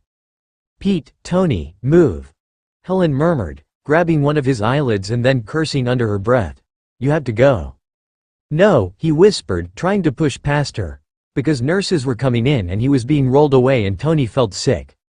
Like his whole body was shutting down. He couldn't leave the kid's side. He'd promised May, he'd promised himself. He'd told the kid that he would be there. "I can't." "Tony, you had to go. You had to let me help him." "But what's wrong? What's happening, Tony? I need you to wait outside." Something started beeping and he tried to push past her, but she grabbed his arm, practically dragging Tony out of the room. He stumbled back, flinching at the finger she pointed at his face. When she saw his expression, she softened, eyes darting back to, "We need to get him into surgery." Something showed up on the scan. "Is he going to be okay?" he demanded. I have to go help him, Tony. That's what you brought me here for, right? Call his aunt. Tell her that he's in surgery." Surgery. Again. How many fucking surgeries was that 14-year-old kid going to have this month? Hellable to get her name out before she was pulling him out of the way. Watching Peter's bed roll by, surrounded by nurses and doctors. He couldn't even see him. Couldn't see his buzzed head that still looked so strange or the hands he'd held for so many hours. All he saw was the bed, rolling away, surrounded by doctors and nurses that Helen trusted and that he tried to trust. But they were taking the kid away, again. How the hell was he supposed to understand if no one told him anything? "I'll tell you as soon as we know something, I promise," she murmured, touching his arm before turning away. Taking a shaky step back, Tony watched her rush after Peter's bed, his back slamming into the wall. Hands trembling, he gripped his left wrist, letting himself slide down the wall until he was sitting down on the hospital floor that was probably covered in germs even he had never heard of, staring at the last place he'd seen Peter's bed long after it was gone. Come together. Rhodey was kneeling in front of him. Tony wasn't sure when the man had arrived, or when he'd placed a hand on his shoulder. His oldest friend looked worried. Afraid. But all Tony felt was tired. So, debilitatingly tired. Like he'd been holding something up for so long and now it was crumbling around him and there was nothing he could do. No promises he could make, no amount of money he could spend. No way to save the boy.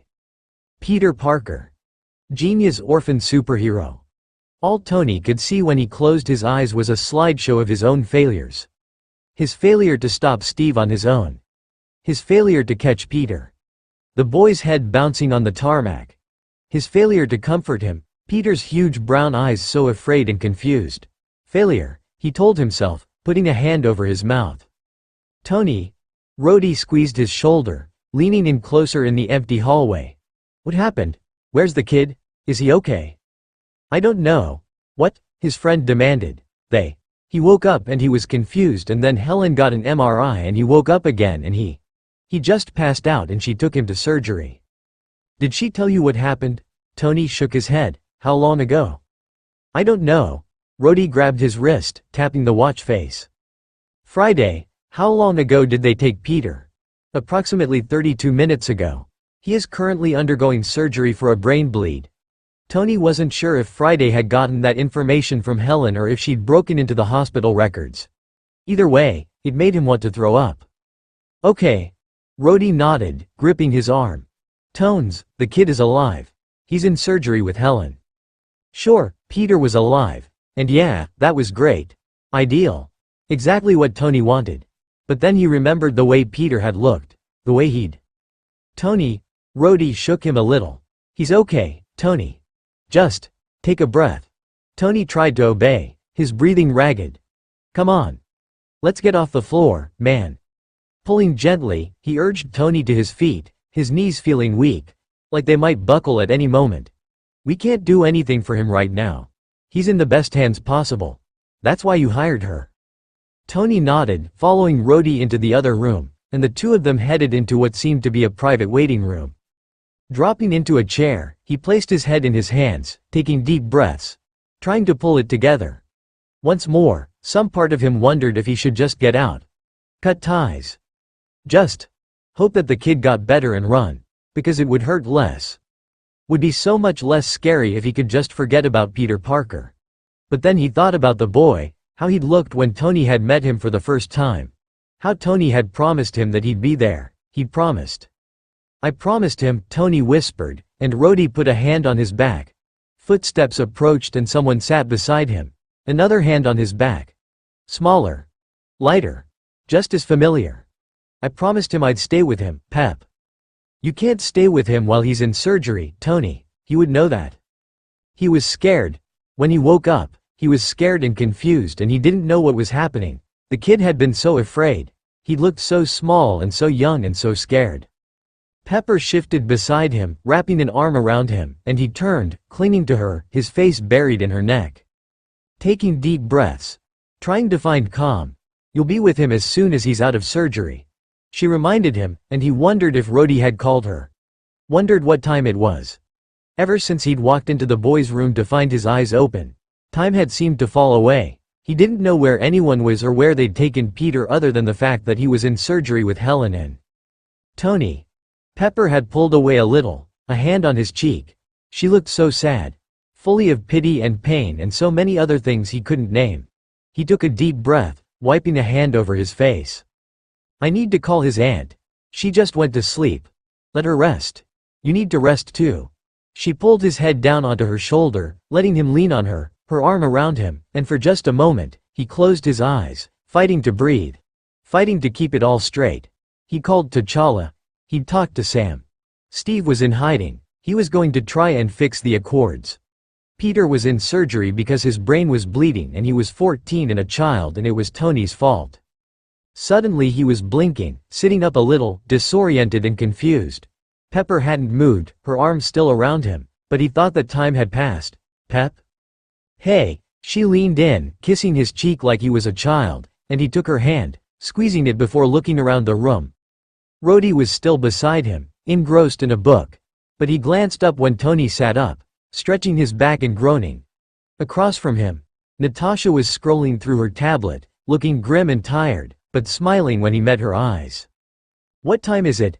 He asked, glancing at his watch despite the question. Nearly 5 o'clock. How had it gotten to be 5 o'clock? You only slept for a little while. You needed some rest, she murmured, eyes full of worry for him. As though he were the one in surgery. As though he were the one that had fallen. Happy is going to check on May. She's probably still asleep. She's going to make herself sick if she doesn't get some rest, and so are you. Before he could think of a retort, Sam was entering the room, take-out bags hanging off both arms, and a plastic sack in one hand. Who wants dinner?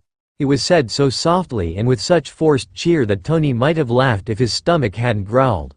The man snorted a little at that, but without any real effort. Nat stood and helped him divvy up the takeout, which turned out to be cheeseburgers and fries, all deliciously greasy looking after all the lousy hospital food he'd been eating. Tony murmured his thanks when he was handed a bag with a burger and fries, and a bottle of soda from the plastic sack. Pepper had the same, as did Rhodey and Nat, and they all ate in silence for a while, the only sounds chewing and the soft hiss of bottles being opened. Tony was halfway through a cheeseburger before he knew it, mechanically chewing and only sort of tasting it. It was fine, but he couldn't focus.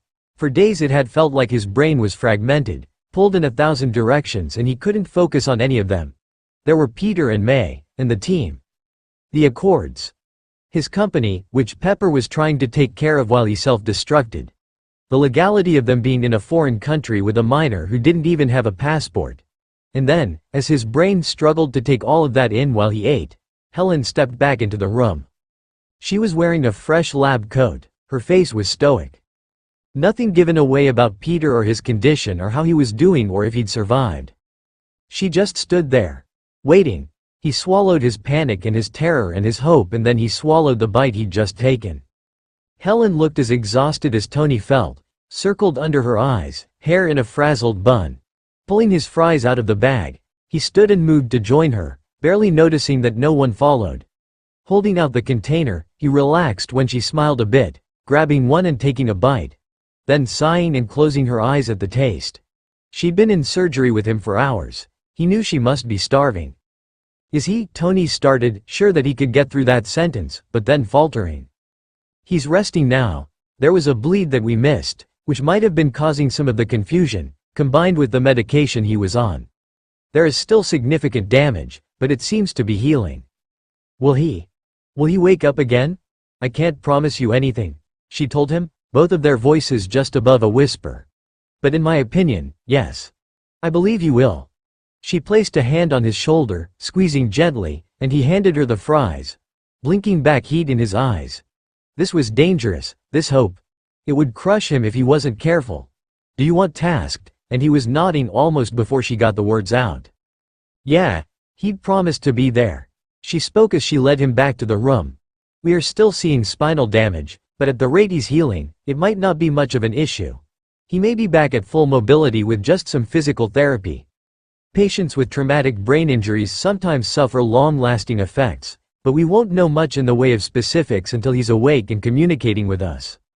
That was all Tony wanted at the moment, for Peter to be awake. Communicating. To prove that he was going to be okay. That Tony wouldn't have to add this to the list of things that he'd broken. Tony. Helen's soft voice surprised him, and he paused beside her outside of Peter's room. For a moment, he was terrified that she was going to give him bad news. That she had pulled him away to tell him something. Something terrible. Something painful. Instead, she gave him a soft smile. I really think he's going to be okay, she murmured, a hand on his shoulder. I'm going to sit with him. Why don't you get some real food? She squeezed his shoulder, then turned and strode away with the fries he'd given her. Tony stepped into Peter's room and flinched at the sight of the boy. He looked smaller now. Bandages were wrapped around his bald head, showing only peaks of his buzzed skull. Swallowing and forcing his legs to move. Forcing his eyes not to catalog the new wires and tubes and oxygen mask, he sat in his usual chair, reaching out and touching Peter's cold hand. Hey buddy, he murmured, tapping his thumb on Peter's knuckles. I'm back, sorry. Helen wouldn't let me come with you. He took a long, deep breath, and forced a smile. I wish you'd wake up, bud. We need to have a talk. About your suit, which I want you to keep. About your place on this team, which you've earned. About an internship, with me. The boy's hand twitched in his, fingers tightening over his, and Tony tried not to be hopeful. Peter had just come out of surgery. He'd been through this before.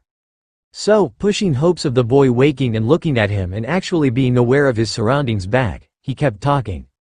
He talked about May, and how she was just taking a nap. How she'd be back. How much she loved him and how strong she was being. How Peter didn't need to worry about her. He talked about the Accords and Wakanda and King T'Challa. About his lab and his bots. About anything and everything he could think of to share with the kid. He just needed noise, and his own voice would work just fine. When he finally stopped talking and glanced at the clock, it was almost 7.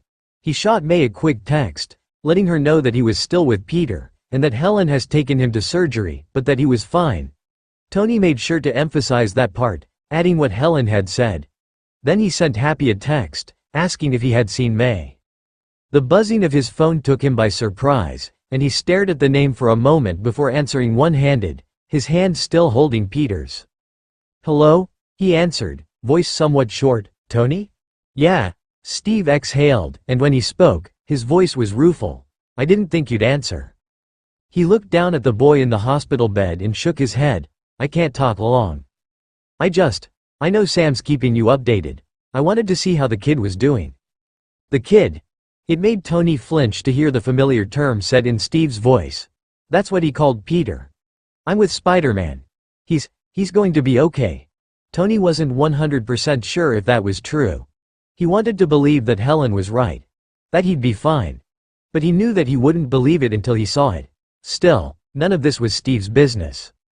The boy's hand twitched in his and Tony squeezed again, thumb rubbing his knuckles. "Tony, I'm so sorry." "Save it, Spangles." Tony snapped, wishing he didn't sound so angry, wishing he could keep himself from starting another fight with Steve. But he just couldn't stop himself. Not when Peter was unconscious, an oxygen mask over his face. "I never meant for this to happen." Tony didn't have any spare energy for this. Not now. "Yeah, okay. We're going to work with T'Challa. Try to get all of this sorted out. I'll send a telegram if we ever get it figured out." "I didn't call to fight." "Then why did you call?" Tony wondered, watching as Peter's nose twitched under the mask, lips pulling back into a grimace before relaxing. Surely Peter wouldn't be waking up. Not now. Not just after surgery. "I wanted to know if the kid was okay." "The kid's going to be okay," Tony told him, voice flat. "Tony, oh, now you want to talk." He snorted, his voice bitter. Whatever Steve said next was lost to him, because the boy tightened his hand around Tony's, mumbling something under the oxygen mask that Tony didn't catch. "Unfortunately for you, the kid needs me. So you'll have to wait," he told the man, hitting the end button and leaning forward. "Pete?" The boy groaned again, squeezing Tony's hand and then releasing, eyes scrunching and relaxing. "I'm here, kiddo." "Hey," he squeezed Peter's hand again, moving closer.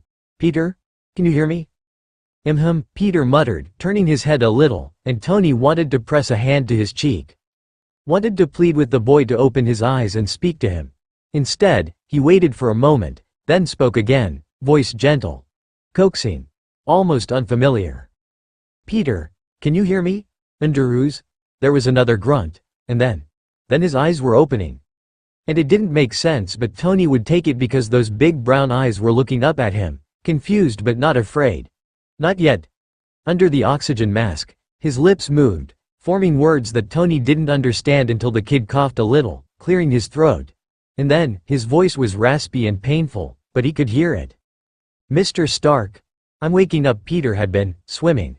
No, not swimming. Floating, drifting, dreaming. Thoughts had come to him. Images. Sensations in bits and pieces that seemed to float away as soon as he identified them. Pain. That one had happened a few times. Stabbing pain and an ache that persisted then disappeared. A hand holding his. If he focused and fought through the fog he found himself in, sometimes, he could squeeze it. Just a little. Just a curl of his fingers. But that hand was always there. And voices. He could hear them sometimes. Usually just a murmur, the sound coming through more than the individual words. A soft, background humming that comforted him. Sometimes it was a woman. Other times, it was a man.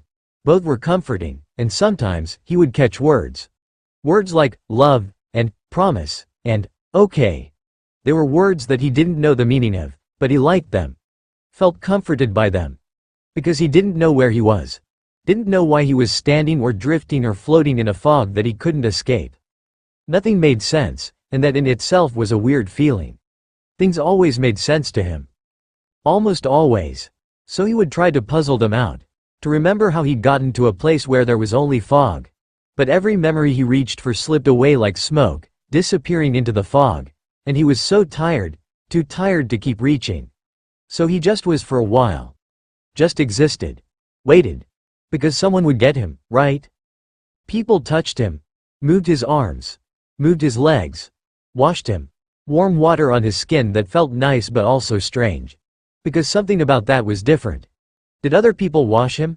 It didn't seem like something that happened, but also, he could feel it sometimes. Other times, he felt nothing. Just fog. Darkness. Rest that wasn't restful. A poke in his skin and more rest with a rushing warmth.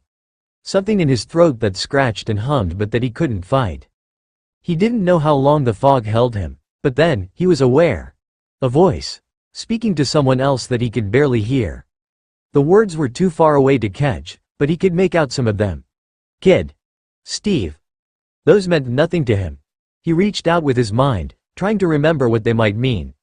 Tried to feel something with the body he was sure he had, and his hand tightened around someone else's. Underoos. With that word came a feeling. Familiarity. Awe. Respect and hope and just a little nervousness. Maybe fear. These things washed over him as he opened his eyes, the fog retreating as the light became brighter. He wanted to speak but couldn't remember how. A noise that seemed to scrape his throat that was already sore escaped, then another. But nothing much came out. A man sat beside him, the warm hand holding his as familiar as anything. It had been there, in the fog, he realized. The hand had been there for as long as he could remember. Mr. Stark. He finally figured out how to make his mouth form the words, and with the slurred sound came a rush of memories. An apartment. A man eating a walnut date loaf. His aunt. May. Where was May? And where was he? The man across from him was Tony Stark. Iron Man. But how did he know Iron Man? Because he must. The man had been holding his hand and he'd been in his room, but this. No, this wasn't his room. Yeah. Hi. Mr. Stark squeezed his hand, giving him a smile that was all hope and relief. He didn't say anything else, just looked at Peter like he was the answer to a question that he'd been waiting for. What? Peter started, fighting the urge to try and push the oxygen mask off, but his arms were weighted down as if with lead and he didn't think he had the energy to even try. Anyway, that word pretty much covered it. What was happening? What was he doing here? What was Iron Man doing here? Also, where was May? The man opened his mouth, then hesitated, glanced over at something Peter couldn't see, then back at him. Swallowing and flinching at the feel of it, Peter moved his eyes as far as they would go without moving his head, finding himself staring at a table beside him. On it was a pitcher of water and he thought about moving his arm to grab it. But he couldn't make himself move more than an inch or so, fingers twitching. Here. Mr. Stark reached over, pouring a glass of water, then shifting closer. A hand under Peter's neck, easing him up. Lifting the oxygen mask and slipping another pillow behind his neck. Mr. Stark placed a straw to his lips. Drink, kiddo. Peter did. Swallowing the weight and closing his eyes in relief. Easy, bud. Not too fast. Once he was done, the man eased him back onto the pillow, then squeezed his shoulder. I'm gonna call for the doctor, okay, doctor? What? He asked again, and the man hesitated, his hand out of sight for a moment before it came back to Peter's shoulder. Do you remember what happened, Pete? Words were hard, and Peter blinked, grimacing as he tried to make himself speak. What? Mr. Stark, his voice wasn't right. Just a little slurred, slightly off. It's all right, kid. The man smiled a little, but it looked forced. You're in the hospital. The doctor is on her way. You're okay. It was hard to keep up with his words, but Peter tried. And then there was a woman in the room, holding something and looking at the monitors that he couldn't quite see. Peter, can you hear me? Yeah, he murmured, trying to nod. Even that movement was hard, so he let his head drop. Do you know where you are? He blinked, trying to get it straight. Mr. Stark had just told him. Hospital.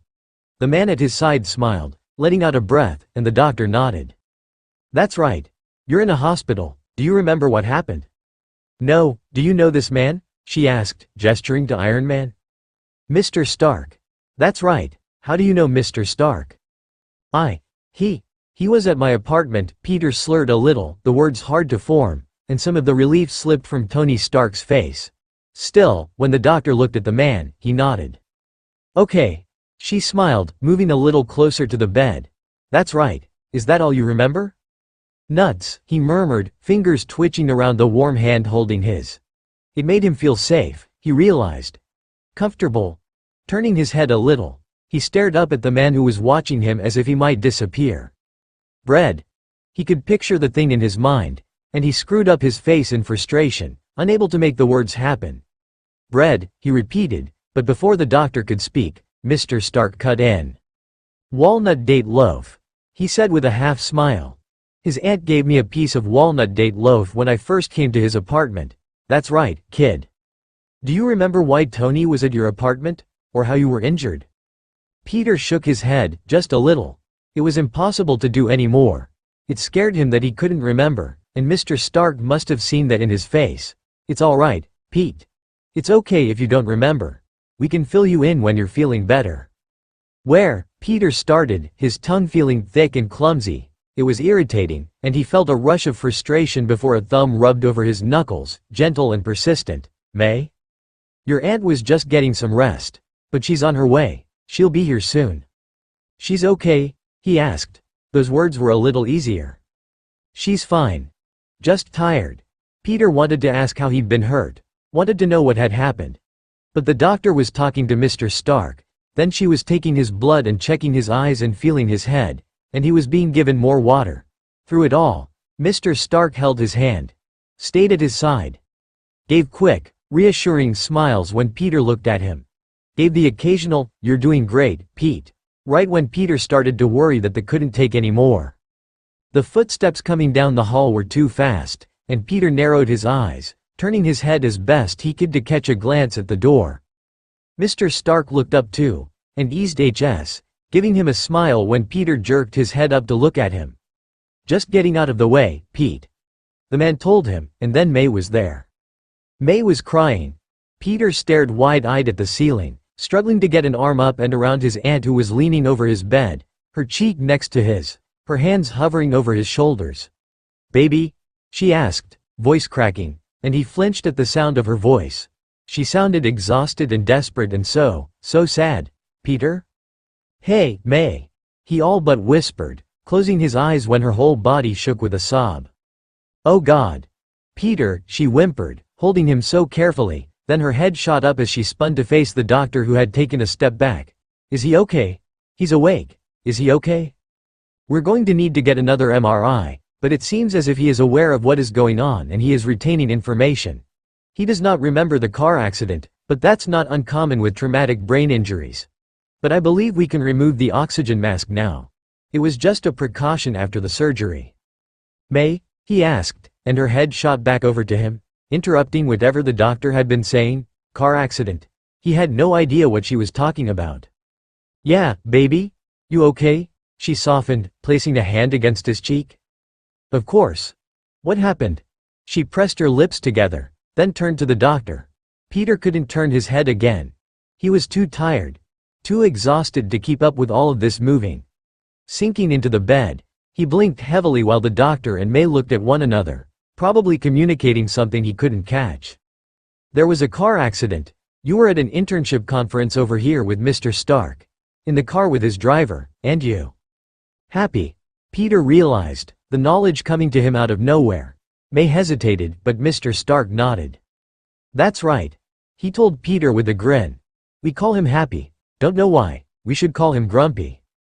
So you were in the car with Happy and you collided with another car. He tried to process that. Tried to remember. Happy? He okay? May nodded, as did Mr. Stark. He's okay. His aunt promised. You're the only one hurt. Peter furrowed his brow at that, but he was too tired to question it. Still, it didn't make sense. Something about it wasn't right. He'd been in a car accident during an internship. Then he realized something. An internship conference. That part didn't make sense, but the other part. The, over here, part. Where are we? He asked, breaking the silence, and May's face twisted a little. When she spoke, she sounded on the verge of tears. Sweetie, remember, we just know where. He tried to explain, frustrated with his inability to do so. With his inability to make his mouth work right. Thankfully, Mr. Stark seemed to get it. Germany. he told Peter, moving a little closer. Since May had come to his side, the man had backed away a little, and it made Peter inexplicably sad. The conference was in Germany, so we brought you to a hospital here after the accident. The doctor wanted to do an MRI on him, so the next thing he knew, the doctor was wheeling him into a machine, and it was familiar even though he didn't think he'd ever had an MRI. Still, it felt like he had. And May and Mr. Stark were there, following him into the room. Until Mr. Stark stepped out and it felt like he fell asleep. Like he closed his eyes and slept, but he was tired and everything was a blur. And Peter, he blinked a few times, losing track of what he'd just been thinking. They had pulled him out of the machine and he was looking up at the ceiling and then at the doctor. "Peter, can you hear me?" "Yeah," he murmured, blinking and rubbing at his face. He was still laying down, still in bed, right beside the machine. "We're going to take you back to your room. Do you think you could eat something?" Yeah, I'm hungry," he told the woman, blinking a few more times. "Good," she smiled, touching his shoulder. "The nurse is going to take you back to your room and you can eat there. I'm just going to talk with Mr. Stark for a few minutes." He hummed in agreement, glancing over at Mr. Stark, who shot him a quick smile. "I'll see you in a few minutes. All right?" The man's hand landed on his shoulder and he squeezed gently. "Okay," he murmured, and as he was rolled into another room, his aunt walking at his side, not letting go of his hand, he realized that he was sad that Mr. Stark wasn't coming, because something wasn't right. There was something they weren't telling him. His body ached and his back felt weird, and so did his head, and he couldn't remember anything. Couldn't remember any details about what had happened. But something had, and something told him that it hadn't been a car accident. Heroes Mr. Stark had come to his apartment. Mr. Stark was Iron Man. He was Mr. Stark's intern, and they had been at a conference in Germany. These were the things that Mr. Stark and May had told him, the things that were supposed to be true. He could only remember the first two. He remembered coming home, seeing Mr. Stark in his living room, seeing the man eating a piece of bread, then spitting it into his trash can. Remembered being stunned at the sight. Not bad, as far as walnut date loaves go. That's what Mr. Stark had said. He remembered it. His brain was struggling to keep up with the blur of things going on, but it conjured that memory for him. Mr. Stark at his apartment. Mr. Stark going with him to his room. Mr. Stark looking around.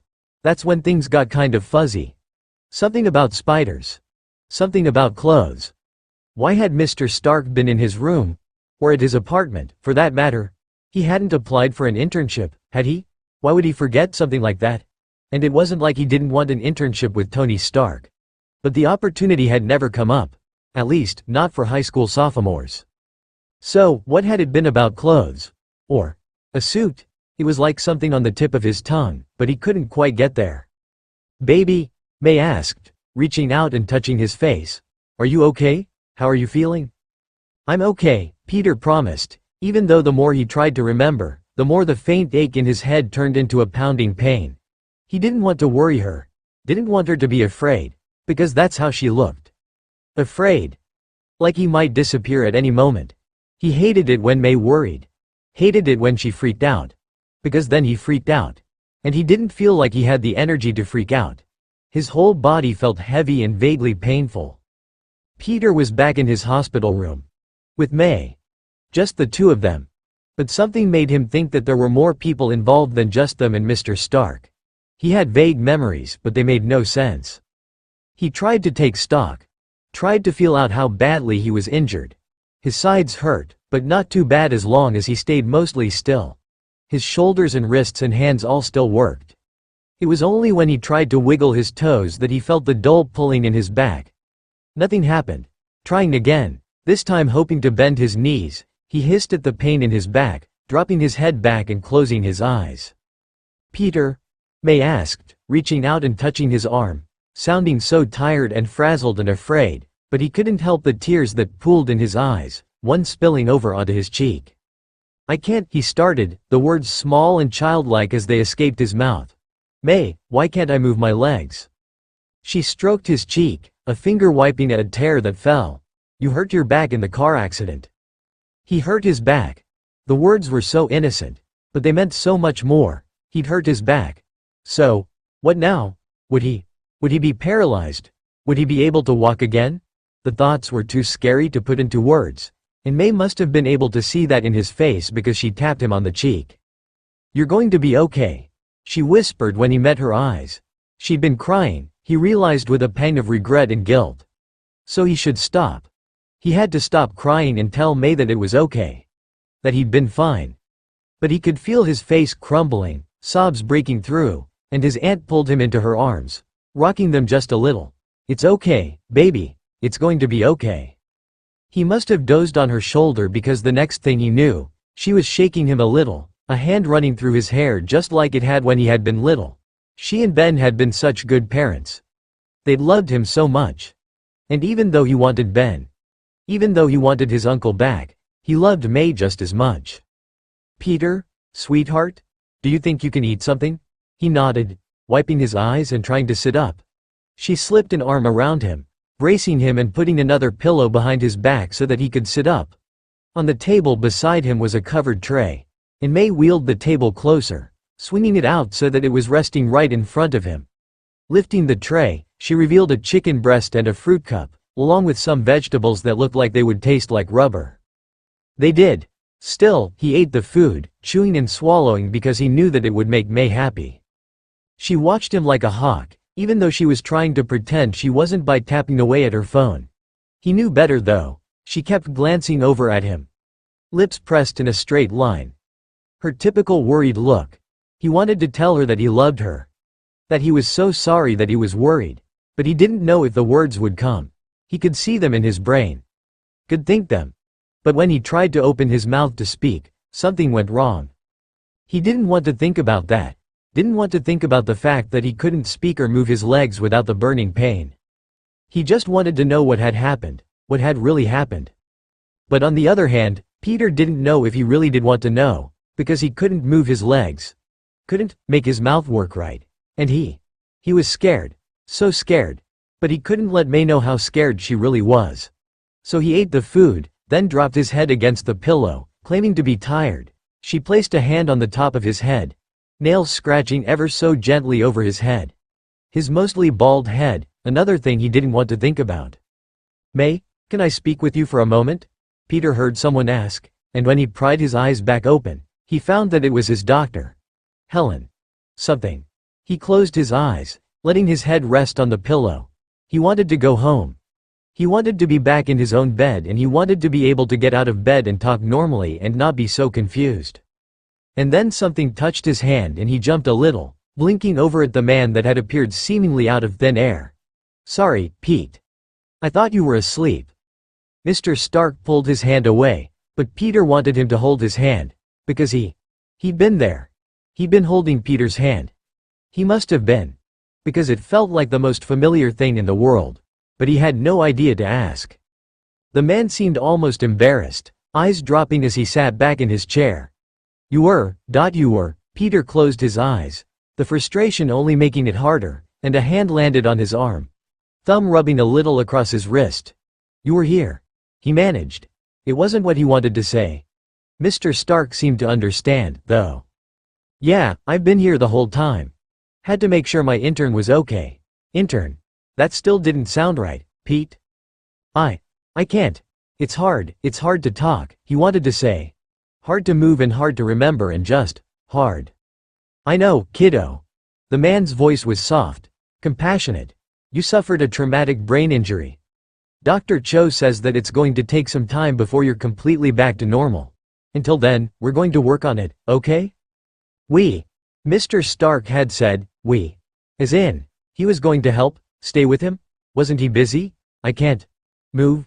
Once more, Mr. Stark seemed to understand, nodding a little. "Yeah. The injury damaged your spine. But you're going to be okay," Mr. Stark assured him, squeezing his arm. "Physical therapy, speech therapy. Whatever you need." Peter wanted to be comforted. He wanted to feel like everything really was going to be okay. But his eyes were hot and he felt so frustrated and sad and scared. Closing his eyes, he lay back against the pillow, squeezing the hand that slipped into his. "You were here," Peter whispered, squeezing the hand gently. "That's right, Pete. I'm right here with you. I've been here the whole time." Peter clenched his jaw then released it, blinking at the ceiling and struggling to get his mouth to work right. I thank Mr. Stark. Thank, hate overflowing and dripping down his cheek. You. Not a problem, buddy. The man assured him. I've got your back. What was he supposed to do? He couldn't talk right. How was he supposed to go to school? People would think he was stupid. He went to Midtown and people would make fun of him and he couldn't be on academic decathlon anymore. And he could barely move. How would he get to school? How would he get around the apartment? How could he be Spider-Man? The thought stopped him cold as everything snapped into place. Spider-Man. He was Spider-Man. Not an intern. That's how he knew Mr. Stark. That's how he'd gotten hurt. The pain in his head shot up to a 10 as the memories flooded in. Mr. Stark in his apartment. His suit. His new suit made for him by Mr. Stark. The trip to German with Happy. His hotel room. And then the fight. Giant man. Being told to stay down. And then. War Machine. Iron Patriot. Watching him fall, and knowing that he couldn't let that happen. He couldn't let Colonel Rhodes die. So he'd shot a web from him to Mr. Stark and then he'd fallen. Peter. Mr. Stark cried, leaning in and gripping his hand. Peter. Peter blinked a few times, then glanced over at the man beside him. Mr. Stark? The older man's face fell, but he rallied quickly, swallowing hard and nodding. Yeah, Pete. It's me. Tony Stark. Do you know where you? I'm Spider-Man. He whispered, glancing at the door where May had disappeared. Mr. Stark stiffened, eyes wide. May. Does she? He tried to ask, but the man cut him off, shaking his head. No, she doesn't know. She thinks it was a car accident. But, yeah, you're Spider-Man. Do you remember? I fell? He asked, and the man nodded again. Yeah, Pete. You fell. War Machine. Okay. Peter needed to know. Had it worked? Gritting his teeth, he forced the words out, managing to ask the question he wanted to ask and feeling a spark of pride. He was sure that he saw the same expression on Mr. Stark's face, but it was quickly replaced by a smile that was surprisingly soft. Yeah, kid. Rhodey's fine. You saved him. He sat back, blinking and staring at the wall. He'd saved Rhodey. He barely remembered that. Briefly remembered the jump. Latching onto the suit. Shooting a web. Attaching the web to Iron Man's armor. And then. Nothing. He's hanging around, you know. Wanted to thank you for saving his life. What? About the... Peter started, struggling to get his words but coming up short when it came to the other Avengers. Captain America. Steve Rogers. The Accords and all of that. The things he'd barely understood. Frustrated, he clenched his jaw, dropping his head back and fighting back a groan. He wasn't stupid. He knew how to talk. Beside him, Mr. Stark didn't seem to mind waiting. But Peter knew that he only had a limited number of chances to impress Mr. Stark. No way the man would want him to be an Avenger if he couldn't even talk. But the more frustrated he got, the harder it was to focus, and then his head was pounding and he felt sick and then the hand holding his squeezed. A thumb rubbing over his knuckles. It's all right, kid. It's part of the injury. It might be hard for you to find the right words for a while. But we're going to work on it, okay? Were you asking about Avengers? Peter nodded, sniffing and closing his eyes, refusing to open them and see the expression on Mr. Stark's face. There was something wrong with him. It was like he was broken, and he just wanted to fix it, to be normal again. Rhodey is here. So are Sam and Natasha. They were with me when we brought you here. They all want to see you when you're feeling up to it. Steve Rogers and the Manchurian Candidate are off somewhere. He paused, but Peter kept his eyes shut. I'm not really sure, to be honest, but hopefully we can work all of this out soon. Vision went back to the compound. King T'Challa went with Bucky and Steve, I guess. And Wanda. She's somewhere. Probably with Steve and Bucky. Peter nodded a little, his movements all slow and clumsy. Pete? The man waited until Peter opened his eyes. He asked, feeling dizzy and tired. You look worn out, bud, so I'll make this short. You did good. Better than good. You did great. Saved my best friend. I'm going to make sure that you're okay. I promise. Whatever you need. Whatever happens. "I've got you, Pete." Peter wanted to thank him, or ask him what had happened after he'd saved Colonel Rhodes, or ask him if he'd really done okay, if he'd really done enough. Instead, he let his eyes shut again, and the last thing he felt was a hand squeezing his, and a finger wiping a tear from his cheek. Each other's team. It hurt to see Peter like this. It hurt Tony in a way nothing had ever hurt before. But he refused to let it show. Refused to let Peter see how his heart twisted every time the boy struggled to speak. Every time he opened his mouth and his words came out slow and hesitant, because he couldn't stop thinking of the boy he'd seen on YouTube. The boy he'd met in his apartment in Queens. The kid who had moved like a dancer, absently but always gracefully, unlike any other teenage boy he'd ever seen. The kid that had huffed and colored when Tony had called his suit a onesie, and who'd said that he couldn't help Iron Man with the Avengers because he had homework. The boy who had chatted his way through an entire battle, making conversation with everyone he'd fought against. Constantly cheerful. Endlessly energetic. Almost annoyingly so, he thought fondly. Happy had briefed him on the trip to Germany with the kid. On how he'd talked non-stop, and he had seen the videos. Had watched Peter's video diary and had watched the boy smile and chat and tease Happy and do his voices, and now he stared down at the 14-year-old boy he dragged into this and felt shame. And when he thought about the boy's aunt, he felt even worse. But Peter had remembered, and in some way, that made him feel better. He'd been so afraid that Peter wouldn't remember, that the kid would never wake up, or that he'd wake up and that just not be there. He knew that could happen. Sometimes people with head injuries eventually opened their eyes, but they just weren't there. They just stared at the ceiling, eyes vacant, mostly brain dead. But Peter, he was awake and trying to talk, and he remembered. Gripping the hand that had gone lax in his, he closed his eyes, dropping his head down onto the bed beside Peter's arm. "I've got you, kid," he whispered, promising. Tony Stark kept his promises. May returned a few minutes later, and by then, he'd managed to compose himself. He'd washed his face and fixed his hair and had gone back to his spot beside Peter's bed, slipping his hand into the boy's. "Tony?" she asked, looking somewhat haggard, and he wanted to send her back to the hotel. Promised to stand guard over the boy so that she could rest. But he knew that she would never listen to him.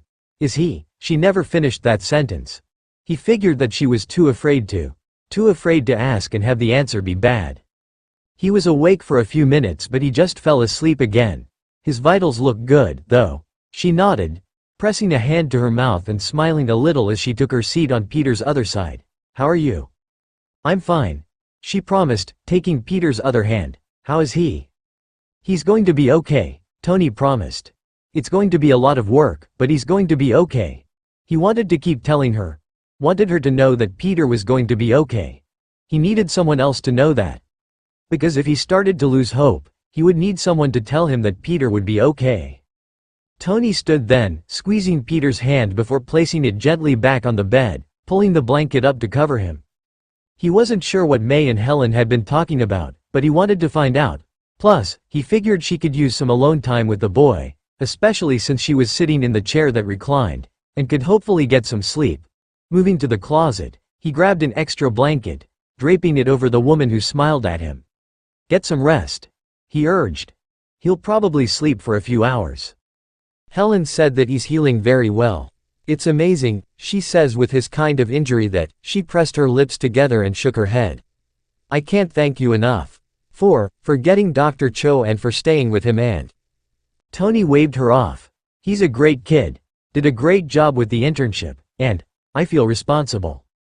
"You shouldn't," May hurried to assure him. "I know that I was hard on you at first, but I know that it wasn't really your fault. I know that you would never have put him in danger." He flinched, forcing himself to smile. Forcing himself not to look guilty. Because all of this, it was on him. He'd put that kid in danger. Tony shook that thought away. Tried to school his face into something a little more neutral. "I'm going to check in with Helen and see what she says." "Thank you, Tony." He nodded, tapping his fingers on the footboard of Peter's bed as he made his way out to the hallway, shutting the door behind him and nearly running into Rhodey. The man took a step back, and Tony noticed that he tried to glance around him at the boy in the hospital room. "I told him that you wanted to see him when he's feeling better." "I do." Rhodey nodded. I need to thank him. He swallowed, falling in step with Tony as the two of them made their way toward the office where Helen was working. How's he doing? He recognized me. He was having trouble talking. It's part of the traumatic brain injury. But he's trying and he's able to communicate. I think it's going to take some time. I agree. They both looked up as Helen approached from the room she'd been using as an office, opening it and ushering them in. They stepped inside, Tony taking a seat in the corner, Rhodey taking the chair beside them, while Helen pulled herself up to sit on the table. The windows were all open, letting in the fresh air and ruffling a pile of papers beside her that she pulled from, thumbing through a file. His healing factor is incredible, Tony. I've never seen anything like it. His brain activity is looking better and better every time I run the tests. He's having difficulty forming words and communicating, but that's to be expected. What about the spinal injury? Rhodey wanted to know. I'll need to run more tests for that. He doesn't seem to be having trouble moving his upper body, and he seems to have some movement in his legs. I want to run more tests within the week, so how is healing faring? But I think that the sooner we begin physical therapy, the better. I can help. Tony hurried to assure her. I want to be there. I want to help. You can be in the room if Peter wants you in the room, she told him, lifting an eyebrow. At this point, the best way you can help is to be there for Peter and his aunt. If you'd like to have him transferred back to the US, I'd like to wait a couple of days, but I'd say that by the end of the week, it should be safe. If you'd like me to continue as his doctor. Of course I want you to continue as his doctor. She smiled a little and nodded. In that case, I think it might be best to set him up at the Avengers compound where we won't have to worry about anyone finding out his identity or his mutation. Are you certain that you don't want to tell his aunt? I can't. That's not my secret to tell, she nodded a little. I want to keep him on bed rest for the rest of today and tomorrow. Keep trying to talk to him. I told his aunt the same thing. It's only going to strengthen those pathways in his brain if he practices his speech, even if it's difficult for him. Be ready for mood swings and frustration. I have him on pain medication that may make him groggy. Also, I'm pretty sure I'm violating some kind of HIPAA laws just by showing you this, she told him wryly, handing him a tablet that he flipped through, bringing up a hologram that listed his stats. I don't think they were taking into account secret identities and superheroes when they wrote those laws. She hummed, hopping off the table and grabbing the folder.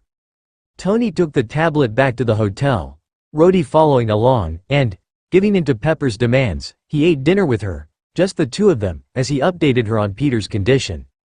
I want to get him back to the US. To the Avengers compound. Helen's right, he'll be safer there.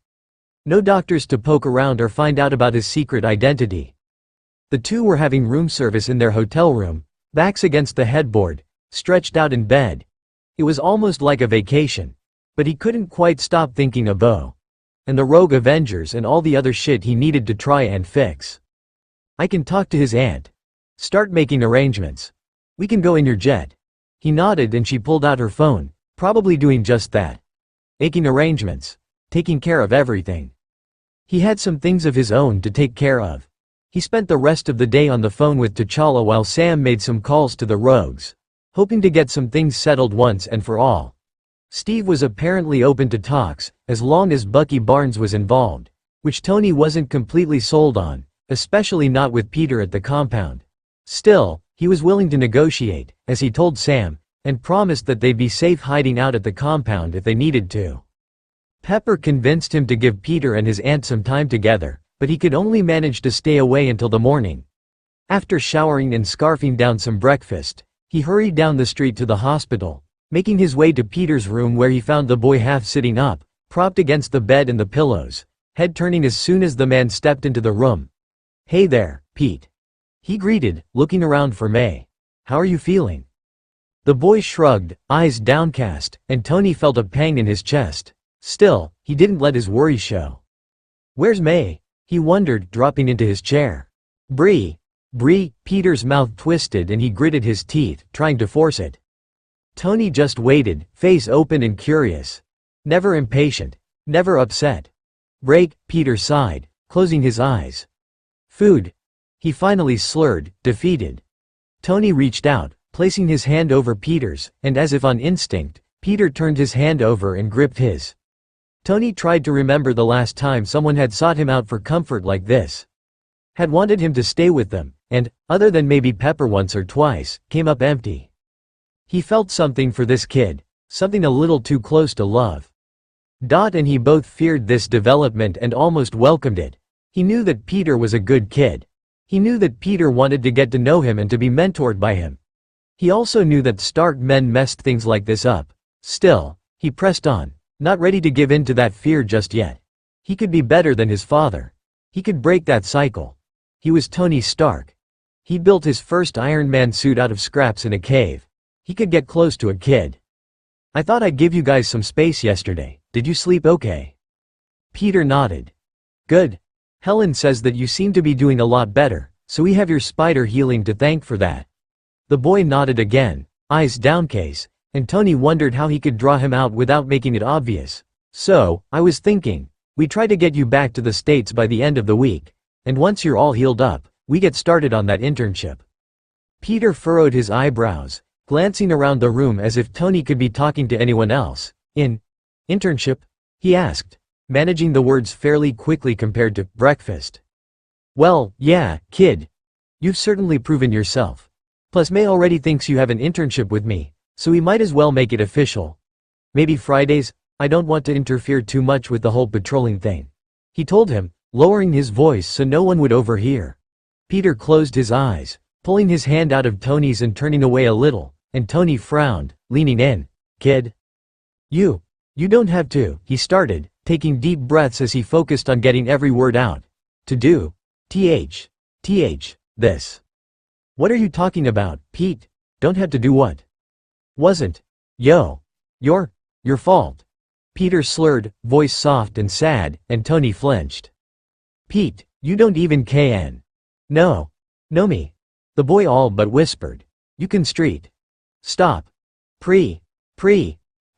He cut himself off, hands clenching into fists that he slammed weakly onto the bed at his side, a tear dripping off his cheek and onto the pillow. Stop. He half sobbed. Just stop. Peter, Tony said again, this time making his voice firm as he reached out, touching the boy's clenched fist. Buddy.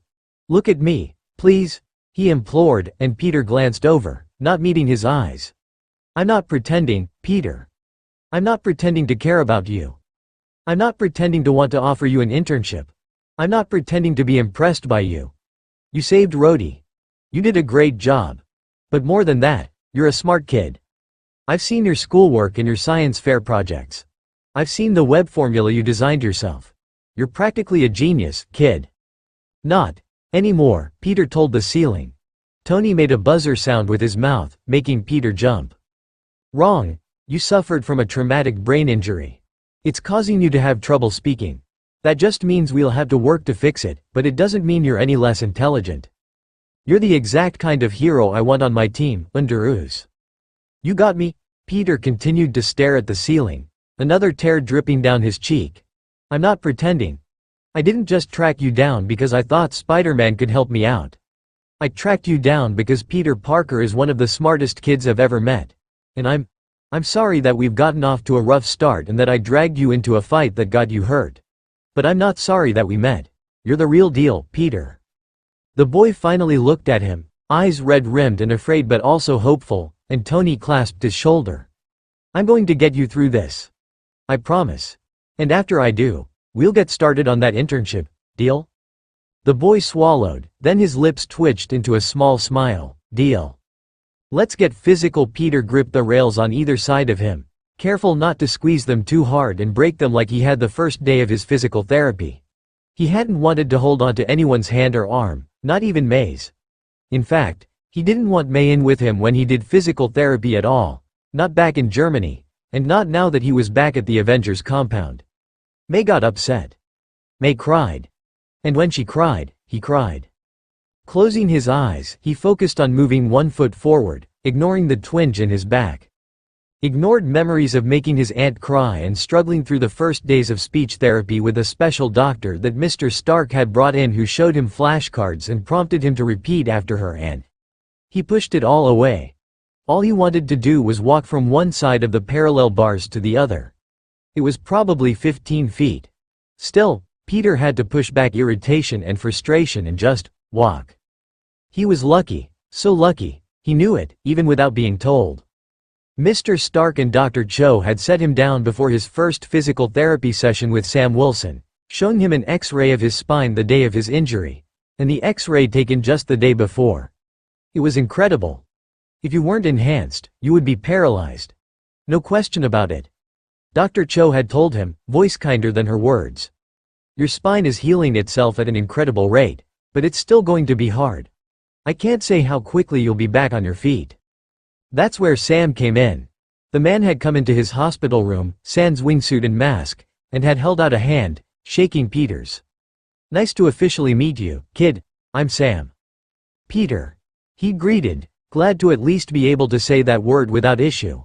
Well, his voice still slurred a little, but it had been better. Since having that talk with Mr. Stark, he and the man, and maid too, had been talking more. Not about anything in particular. He knew they were just trying to help him. Still, it was embarrassing. Sam hadn't seemed to notice, though, and to the man's credit, he hadn't said anything since about Peter's difficulty speaking. You're a hell of a superhero, kid. How about we work on getting you back on your feet? That had been the first thing he'd said once May was out of earshot, and he'd helped Peter into a wheelchair, wheeling him into a room that looked somewhat like a gym. Weight machines and free weights had lined the edge of the room, much like the ones in the room Peter was currently in, and in the middle, the parallel bars that would help him walk again. May had come to that first session. She had stood on the sidelines, a hand over her mouth, and the first time he'd fallen, she had broken into sobs, covering her face with her hands, and then Peter had been crying too, hating himself for hurting her, and Sam had gone to his side, placing a hand under his arm. You're all right, kid. Anything hurt? Peter had shaken his head and the man had helped him stand, getting his arms situated so that he'd been gripping the bars, and then he'd gone to May's side. I know you want to be here for him, he'd said, pitching his voice low, but I think it might be better for him to do this alone. Peter had tried to stop listening then, dropping his head and gritting his teeth and just waiting, wishing that this could be over. That he could be on the other side when he could walk and talk again. Instead, he had let Meg kiss him on the cheek, her tears mixing with his, and she had promised that she'd be waiting for him in his room. Sam had gripped his shoulder then. All right, kid. Let's go again, huh? Ever since, he'd done the physical therapy every day, except a few days ago when they had flown back to the US. He'd been taken straight to his guest room at the compound that day and had been allowed to eat and take a nap instead of getting out of bed. May had been given a guest room as well, with Mr. Stark arranging to let her stay for a few more days, talking to her boss to make sure that she would still be paid. Peter had a sneaky suspicion that he was the one paying her, but still, he wasn't about to say anything about it. Come on, Pete. You got this. Peter was pulled out of his thoughts by Sam's voice. The man was standing right beside him, ready to help if he needed it, but Peter felt like he was getting better. At least, he was able to lift his right foot about 90% of the time, his left foot still stubbornly dragging a little. But Sam had reminded him again and again that he hadn't been able to lift either foot at first. Focus on the progress. Sam had told him more than once. Focus on how lucky you are to be walking at all. And he tried. Sam wasn't always a hard ass though. The guy was surprisingly nice. Surprisingly because he'd never expected it. Especially after the man had complained about how much he had talked during the airport fight. Plus he'd thrown him through a huge window. Now, though, he stood at Peter's side, arms ready to catch him. He always asked him how he was feeling. Asked about his friend, Ned, who Peter had mentioned during their second session of physical therapy. Peter forced his foot forward, gaining a couple of inches. There you go. Sam cheered, and Peter had to shove back his frustration again. He wasn't upset with Sam. He was upset with himself. With his legs for not working and his brain for not working and everything. Just everything. Eyes up, kid. You're doing good. ICA. Can stop a bus with my bare hands, but I can't lift my left foot. He grumbled, unable to resist the urge to gripe. His back was starting to hurt with all the movement, and it was making him grumpy. Despite his complaining, he couldn't help but notice that he was getting so much better at talking. He didn't want to thank the flashcards but thought they might actually be helping, even though they made him feel like a 5-year-old. Can it, Spidey, and keep dragging that left foot, Sam told him, slapping him lightly on the shoulder. He had to smile then, almost laughing as he took another half step. This is a closed session. Beat it, Tin Can, Sam called, no malice in his voice, and Mr. Stark stepped into the room with a chuckle, pulling his shades off and nodded to Peter. What's up, Spider-Man? Birdman? Sam sighed, rolling his eyes, but his lips turned up into a smirk. What do you want? Clear the room. I want to talk to the kid. We're kind of in the middle of something. Sam reminded him, gesturing to Peter, who was still struggling to move himself forward, with both hands gripping the bars. Yeah. Physical therapy, walking, etc. I'll take over. If you can do this, so can I. Sam glanced at Peter, not seeming sure, then nodded. Alright. I'll be right back, kid. Call if you need anything. Peter held himself in place as Mr. Stark approached, looking him up and down casually, no doubt taking note of his sweat-soaked hair and his white-knuckle grip on the bars. How you feeling, bud? He asked, and Peter looked forward once more, forcing his left foot forward. Fine, he muttered, teeth gritted as he concentrated on trying to take a step. Today's May's last day staying here at the compound. I tried to bribe her boss, but he wasn't having it. You mean you haven't been bribing him the whole time? Peter asked, smiling a little. Doesn't matter. Mr. Stark waved him off. Don't worry, though. Happy's gonna drive her over a couple of times a week. And she can stay on the weekends too. Sam says you're doing a lot better. I can doctor. Shit, he hissed when his left foot twisted a little, tangling with his right foot and sending him crashing to the floor. Whoa, Mr. Stark cried, lunging for him. The bars got in the way, though, and the man ended up crouching down beside him and putting a firm hand on his shoulder, the two of them just existing in the silence for a moment. Peter felt the tension rising as his back throbbed, his legs sore and shaky. Pressing his hands to the ground, he took deep breaths, closing calm down. To push back the urge to scream and sob and pound his fists into the ground. Because he wanted to. He wanted to scream. He wanted to give up. He wanted to sob that it wasn't fair, that he'd tried to do something good and now. Peter shoved that thought back, reminding himself that he had signed up for this. That he wanted to help people. That sometimes, helping people came with a price. You alright? Mr. Stark asked softly, jaw clenched, that guilty look on his face once more. Peter hated that look. I'm okay. The man just nodded, lips pressed together. The man blamed himself. Thought that all of this was his fault, and Peter didn't know how to fix it. Didn't know how to convince the man that he had chosen this. That he had made the choice to be Spider-Man on his own. Especially now that he could barely talk, but he knew he had to try. I wanted to save him. It's what I do, Mr. Street. Santa. Stark. Look out for the little GU. Guy. The man smiled a little, sighing and holding out a hand. You calling Rhodey, the little guy? He asked, gripping the hand Peter placed in his, tugging and helping him to his feet. It's an expression. You're doing a lot better, Pete, and you're working hard. I'm proud of you. Mr. Stark told him, ruffling his sweaty hair, not seeming to care about the sweat. Peter dropped his eyes, unable to fight the smile that took over his face. Thanks. He whispered, trying not to flinch when his back gave a twinge. His whole body felt heavy and achy, and he hated it. He'd gotten used to having powers, to feeling strong and never being tired. Alright, bud. Let's get you across this room so you can sit down, huh? Come on, Pete, just, 12 more feet. It took what felt like hours, but Peter did get across the room, and Mr. Stark pushed the wheelchair closer, gripping his arm and easing him down into it. Peter sighed, dropping his head back and breathing heavily. It's been less than 2 weeks and you're already walking. Barely, Peter murmured, wiping a hand over his face as the man pushed his wheelchair toward the elevator. The man very kindly didn't remind him that most people would never be walking again, just patted him on the shoulder while they waited for Friday to take them back to his floor. Which was also Mr. Stark's floor. He wheeled him to his room then, and parked the wheelchair beside the bathroom door. Alright, kid. There's a change of clothes on the sink. You think you can take a shower? Then we can get you something to eat and go through those flashcards you love so much. Peter sighed, but nodded, grateful to be given the option. The bathroom was totally handicap equipped, with a rail that ran all the way along the wall, a shower with a door and a bench, and a button he could press for help if he needed it. Not that he'd needed it yet, thankfully. So far, May had been the one to help him to and from the bathroom, always giving him as much privacy as possible, and he knew that Mr. Stark would totally help if he needed it, but he was pretty sure he could do this much himself despite the fact that his back was now killing him and he wanted to sleep.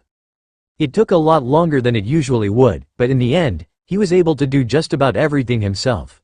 Showering wasn't hard, since he was able to sit down, and he'd been able to dry off and get dressed, but when it came time to stand up from the toilet seat where he'd sat to take a break, legs trembling with effort, he dropped back down, swearing and dropping his head into his hands. He didn't want to hit the button. He didn't want to freak Mr. Stark out, but he was dizzy and exhausted and in pain and he just wanted to eat something and lay down. So, swallowing what little pride he had left, he grabbed the button and pressed it. Not even a minute later, there was a tap on the door. "Hey, Pete. Need a hand?" Mr. Stark asked, completely casual. "Yeah," he murmured, just loudly enough for him to hear, and then Mr. Stark was stepping into the bathroom, putting a hand on Peter's shoulder. "You okay? Hurt anywhere?" "No. Just tired," he excused himself, hoping Mr. Stark didn't make him spell it out. Thankfully, he didn't, just gripped Peter under the arm and helped him stand, supporting most of his weight as he walked him to the bed, pulling the blankets back and helping him lay down. Peter sighed, dropping his head back and closing his eyes, relieved to finally be able to rest. Mr. Stark gave him a moment, probably about to ask him what he wanted to eat, when May stepped into the room, hair wrapped in a bun. "Hey, baby," she murmured, reaching out and touching his still damp hair. "Hey, May," he smiled, batting her hand away when she ruffled it. "How are you feeling?" she wondered, perching on the side of his bed. "I'm fine," he told her, lying just a little. He ached all over, which told him that it was probably time for his pain medicine. Still, he didn't want to ask, didn't want to freak her out. He would wait until he was alone with Mr. Stark to ask. He didn't usually freak out. The man was practically unflappable, which Peter appreciated, as he had been feeling about half a second away from freaking out ever since finding out that he'd almost been completely paralyzed. He knew that she was upset that she had to leave him, but as much as he hated to see her go, he hoped that her not being at the compound every day would help her worry less. He didn't want her to worry, he wanted her to be okay. Happy. And he felt like when she was close by, worrying about him, that she couldn't be happy. So the faster he could feel better and get back on his feet and figure out how to talk again, the better. A nurse brought them lunch on 2 trays, and Mr. Stark excused himself so that May could eat with him, promising that he'd be back later. He and May sat together in his bed, shoulder to shoulder, as they ate chicken and pasta. And then, May turned to him, expression serious. "If you want me to stay," she started, but Peter shook his head, horrified. "May, Tony can help me find a new job," he already offered. "You can't leave your job," he cried, trying to sit up a little more. "May, you over your job. I love you more," she told him, voice soft and on the verge of breaking, and he closed his eyes, leaning his head on her shoulder. "I love you so much, baby. You know that, right? And if you need me to stay with you, I will." He smiled, and she pressed her lips to the top of his head. "I love you too," he whispered, then looked up at her, focusing on every single word, but managing most of them without too much trouble. "But I'll be okay. The Avengers are here to help, and you can come visit. I'll probably be coming home soon anyway." She pressed a hand to his cheek, a thumb brushing the skin under his eye. "I'll be okay," he told her again. "I promise." She nodded, dropping her hand, then dropping a kiss on his forehead. "Okay, baby." The good fight. The next 2 weeks passed in a blur of physical therapy and speech therapy, appointments with Dr. Cho and almost constant supervision for Peter. The days were filled with wheelchair rides that turned into a cane that turned into Tony's arm held out to steady him when he balked in embarrassment at the thought of using a cane. Tony had stepped into the gym right in the middle of that particular conversation where Sam had been attempting to convince him that it was seriously no big deal and that it was practically a miracle that it was even an option at all. Tony had been able to tell that the kid was frustrated, that after a long hour of physical therapy coupled with the fact that the kid was probably hungry, the kid was probably about done. That had led Tony to step in, joining the two of them in the corner of the gym by the parallel bars, Peter gripping one of the bars and eyeing the cane distrustfully. "Hey, kiddo. You ready to grab some lunch?" he had asked, giving Sam a quick look before Peter caught his eye. The other man had backed off a little, and Tony had taken the cane, tucking it under one arm, and offering his other arm to Peter, who had seemed to deflate a little, then smiled, gripping his arm and letting him help him to the elevator. Ever since, when they were together, Tony had held out an arm and helped him, the boy's limp growing less pronounced by the day, although he was still on pain meds to help him with his back, which hurt the most at night when the kid was trying to sleep. But when Tony wasn't around, he knew that Peter used the cane, reluctantly at first, then a little more casually, especially when he saw that Tony wasn't going to say anything to him about it, and neither did Pepper or Rhodey, who sometimes hung out around the living room while Peter was around. After May left, only visiting after work on Friday and staying until Saturday, Tony found himself spending more and more time with Peter, something that only a few months ago would have felt strange. Awkward. But with Peter, it wasn't either of those things. Tony had spent almost no time with kids throughout his life since actually being one, but Peter was great. The kid was funny and smart. He was optimistic and stubborn, always working hard. Always pushing himself, both with his therapy and with his schoolwork that he was struggling to keep up with since being away from school for so long. And Tony helped him with therapy and schoolwork, and then it transformed from Tony helping the kid he felt responsible for to Tony spending time with the boy that they cared about. That he liked Peter. Liked the kid a lot. Really admired him and enjoyed being with him. He started thinking of Peter as his kid, even though he never said it out loud. Not to anyone. Not even Pepper. But he had a sneaking suspicion that she knew. At night, after dinner, and after he would help the boy back to his room, he would join Pepper in their bedroom and she would ask how Peter was. How their day had gone. How physical therapy and speech therapy and homework and doctor's visits had gone, and it felt domestic. Like she was his wife. Like Peter was his. Well, Tony cared a lot about Peter. And with the kid around, always ready to laugh or chat or eat takeout or watch a movie, the two of them quickly getting closer and closer, Tony found himself thinking less about the others. About Steve, and the pain he felt whenever he thought of the man. About Wanda and her betrayal, and Bucky, who he'd given a second chance but who he still didn't trust. And Ross. He still had phone calls with Ross. Meetings over the phone where they debated and argued, Ross giving him shit about the Accords and Tony refusing to give up the identity of Spider-Man or the location of any of the Rogue Avengers, as they'd been dubbed. But despite all that, he felt like things might be okay. Because of Peter. Because of the boy who greeted him with a grin every morning, and who thanked him for every meal. Because of the kid that looked at him with that same mix of awe and admiration and well, Tony didn't want to name it, was afraid to name it.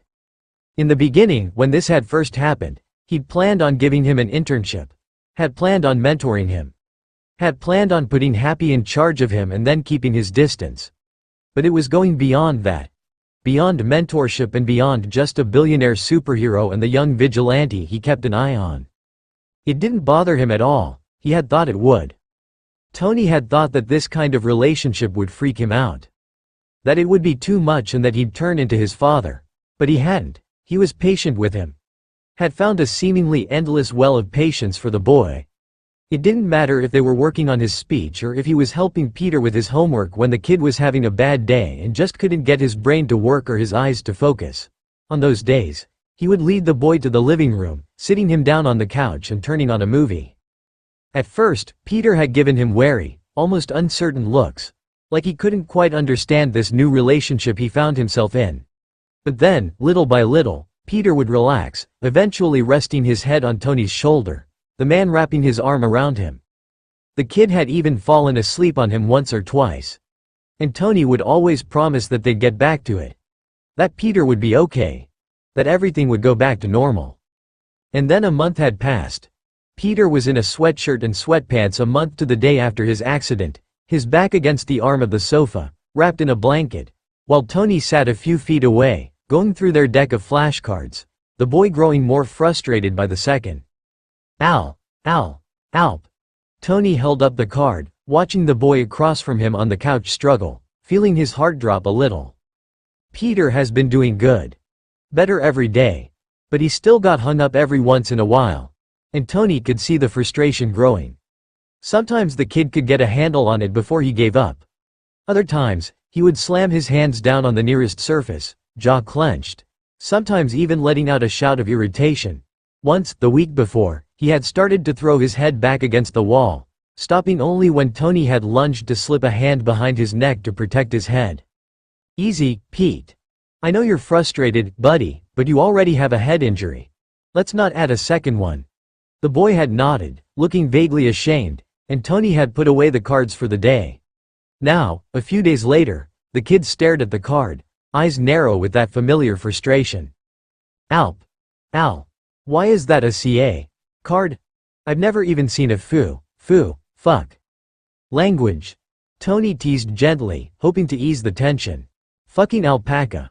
Peter spat, slumping back against the pillows that were propping him up. He had to smile despite Peter's irritation.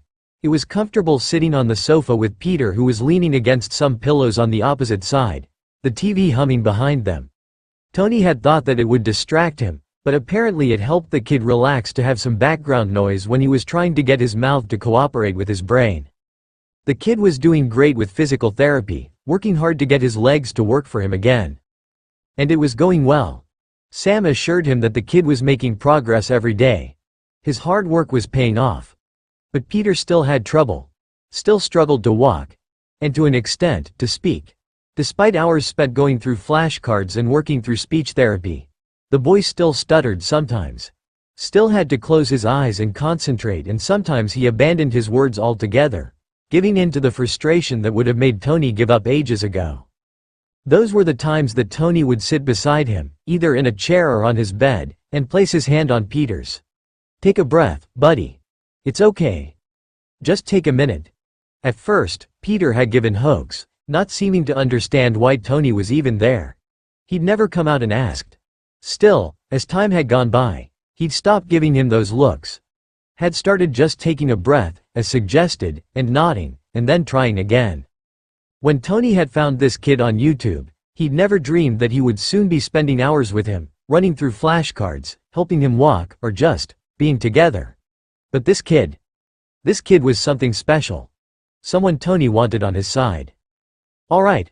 What do you think? Should we finish out the deck before lunch? Tony asked, holding up the remaining 10 or so flashcards.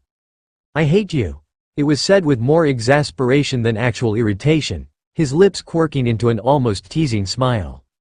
Tony grinned. Come on, Pete, just a few more. He prompted.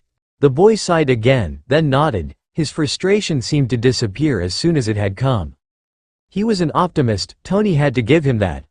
It was something that Tony found endearing and inspiring rather than irritating, like he was sometimes prone to, especially when those qualities were attached to overly noble, pig-headed superheroes. Sometimes, the kid was so much like Steve that it was uncanny. But there was something else there. A willingness to listen and understand that Steve had so much difficulty with. Plus, Peter cared about him. It was obvious in the way he looked at him. The way he smiled when Tony stepped into his room in the morning to help him to breakfast, or how he'd lean against his side just a little when they had watched a movie together a few nights ago. The kid had lost his uncle. And his father. He'd lost every other male figure in his life, and Tony knew how that felt. Knew how to help. When they'd first started with the flashcards, Peter hadn't liked the idea. Had thought it was stupid. Babyish. And Tony couldn't really blame him. But the speech therapist that Sam had brought in had assured him over and over that it would help. That strengthening the connections in his brain would take work and practice, but that it could be done, especially considering his enhancement. Without May staying at the compound, they didn't have to try and explain away his rapid recovery. Tony has worried that the boy wouldn't do as well without his aunt by his side, but Peter seemed a little more relaxed, probably because he didn't have to worry about upsetting her. Tony had heard about that first day of physical therapy from Sam. How May had cried, and how upset Peter had been. Tony tried to be mindful of it. And May had too after that first physical therapy session. Had tried to remember that Peter was so afraid of worrying them that he'd rather hide any pain he was in than let on and risk hurting them. So when Tony helped him, when they did therapy together or worked with the flashcards, he made sure to keep his face pleasant, open. Never tried to rush him, or reacted badly when Peter struggled. He just assured the kid that he was fine. That he could do it. That Tony would be there regardless. Tony held up the next flashcard, one with a picture of a house. They had 3 decks, all mixes of common, everyday things like a grocery store or a stop sign, animals, foods, and the occasional mountain or tree. Peter looked at the card, his eyes narrowing just a little before he said the word. It was the same for the next one, a book, and then a cat. He was obviously improving, but it took a second for the connection to happen. The speech therapist had assured them that this would go away. That Peter would only get better as he practiced, but that he might have rough days or even just rough moments. The next one was a picture of a school, but Peter's lips twitched as he stared at it, glancing behind Tony before hurrying to say the word. Lifting an eyebrow, Tony threw a glance over his shoulder but didn't see anything. Letting it go, he went on, showing Peter a picture of a lamp, and Peter only stumbled over the word for a second before saying it. And then a hand clamped down on Tony's shoulder and he jumped, dropping the card, and Peter let out a bark of laughter, covering his mouth with a hand when Tony glared first at him, then at Rhodey. "Hey, kiddo. How's it going?" Rhodey asked, dropping down beside Peter into one of the chairs, reaching out and clapping him on the shoulder. Rhodey has quickly become one of Peter's favorite people, which didn't surprise Tony in the least. Rhodey has first introduced himself to Peter the day before they had come back to the US, shaking his hand and thanking him solemnly for saving his life. Peter had gone red in the face, stuttering and trying to brush it off, but Rhodey had shaken his head, insisting that he was glad they had Peter on their team. After that, the man had made himself available, hanging out with Peter sometimes when Tony was busy with meetings or phone calls, and although Rhodey never revealed what they'd talked about, Tony thought that he might have been the subject of one of their early conversations. The day that they'd come back to the States when Peter had taken a break from physical therapy and just rested, he'd been acting kind of strange, withdrawn and almost afraid. And then Tony had left to talk to Ross, May going to her room to take a nap, and it had just been Peter and Rhodey.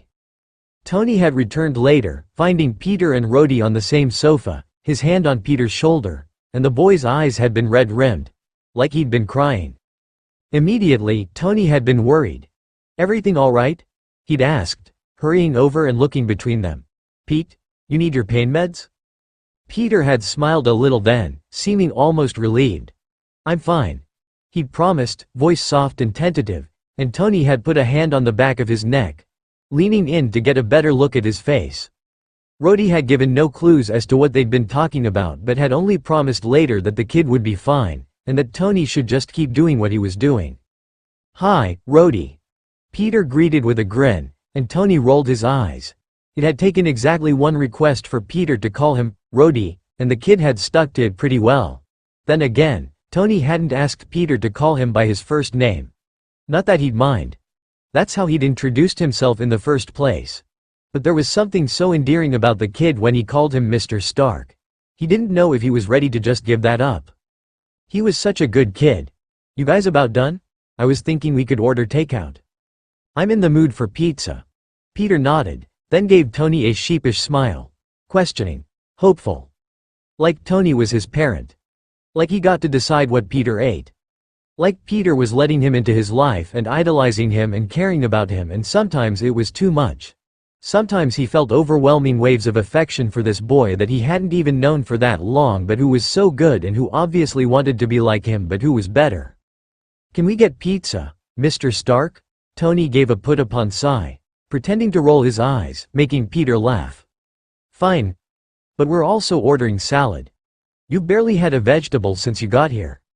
"So," Peter asked, and Rhodey chuckled. "So, your aunt is expecting us to take care of you, and that includes feeding you real food. Pizza is too. Peter clenched his jaw, eyes narrowing as he struggled. Tony waited, his expression not changing. hating that Peter had to struggle through this but knowing he could do it. Totally real food. He finished, dropping his eyes, cheeks flushing a dull red. Yeah, fine. It's real food, Tony told him, reaching out and ruffled his hair. We'll have pizza and salad, all real food. Rhodey snorted as Tony pulled out his phone to order the food. Soon, the two of them were chatting about Peter's homework and when he'd go back to school while Tony ordered lunch, then just sat back and listened. Enjoyed the peace that came with times like this. He knew that Peter would be leaving soon. That the kid had his own home to go back to and that he had to go to school. Peter would continue to come by the tower after this was all over. He'd thought about selling it after the others had left. Now that Steve was gone along with Wanda, and now that the Avengers seemed to be at an impasse. But now he had a reason to stay in New York. When it was time to eat, just like every other day, Tony held out a hand, helping Peter up and supporting him as he helped him back to his room so the kid could use the bathroom and just generally have some time to himself. With all the time that the kid was spending in physical therapy and speech therapy and hanging around with Tony and Rhodey, he knew that the kid needed his space sometimes. Tony was sure that it hadn't been easy on him, being in this new place and trying to relearn how to walk and speak and suddenly being away from his aunt and friends, but he seemed to be doing okay for the most part. After lunch, which they ate in the living room with Rhodey and Pepper, it was time for more physical therapy with Sam. At first, it had taken just about everything out of the kid, leaving him shaky-legged and so weak that more than once, Tony had had to help him into a wheelchair and then all but lift him into his bed to rest. He didn't mind, to be clear. He was happy to help the boy. But he knew that Peter was embarrassed to need the help. When his aunt was visiting, she was always the one to help, otherwise, it was Tony. Rhodey had offered to help too, but Tony didn't want to ask that of his friend. Didn't want Peter to think that Tony would rather someone else deal with him. He left them alone for physical therapy, finally picking up the phone where Ross had been waiting all morning. He knew that maybe antagonizing Ross while also trying to get him to cooperate wasn't the best idea, but he also knew that Ross was a prick, so he didn't feel all that bad about it. The Accords were something he'd been poring over in his limited free time, going through them line by line to try and figure out a compromise. He didn't want Cap and Wanda to be fugitives, although Wanda might have to face some kind of justice. She'd killed people. On accident, yes. But people were dead and the countries of the world needed to know that they weren't going to invade their home and start racking up casualties. Casualties. They had to be accountable to someone. That didn't mean that Tony would give up Peter's identity, or ask other vigilantes to reveal their identities. He just wanted the Avengers to realize that they couldn't expect the world to be okay with an American group of superheroes showing up whenever they wanted and causing millions of dollars of property damage. Or the deaths of innocent people. He knew that Sam and Natasha, both of whom were staying at the compound, were in contact with Steve and Wanda. Tony was glad that they were okay. That apparently Bucky was safe and hopefully getting help, but he wanted to talk to them. Wanted to sit down and bring out all their issues again and try to work this out. Maybe Steve had seen some sense. Maybe he would accept an olive branch this time, especially after the kid had been hurt in their last fight. If anything good came out of Peter's injuries, then at least all of this wouldn't feel like such a waste. No, not a waste, Tony thought, grabbing a pen and striking through one of his notes on the page that he was staring at. Nothing about Peter was a waste. He'd gotten to know a kid that otherwise, he might have pushed away forever. He'd found something special. A relationship with a teenage boy that felt like something new and hopeful and just good. Peter was good. He was kind and smart and so brave and Tony was glad to know him. Proud to be his mentor and friend and some kind of male role model in the boy's life.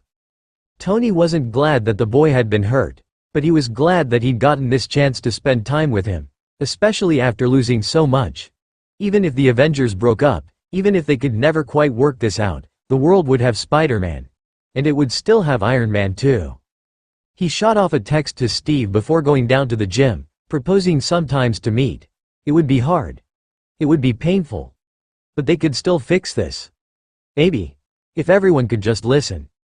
Tony couldn't help the smile on his face or the warm rush of relief in his chest when he stepped out of the elevator to find Peter standing on his own beside a table, drinking from a bottle of water.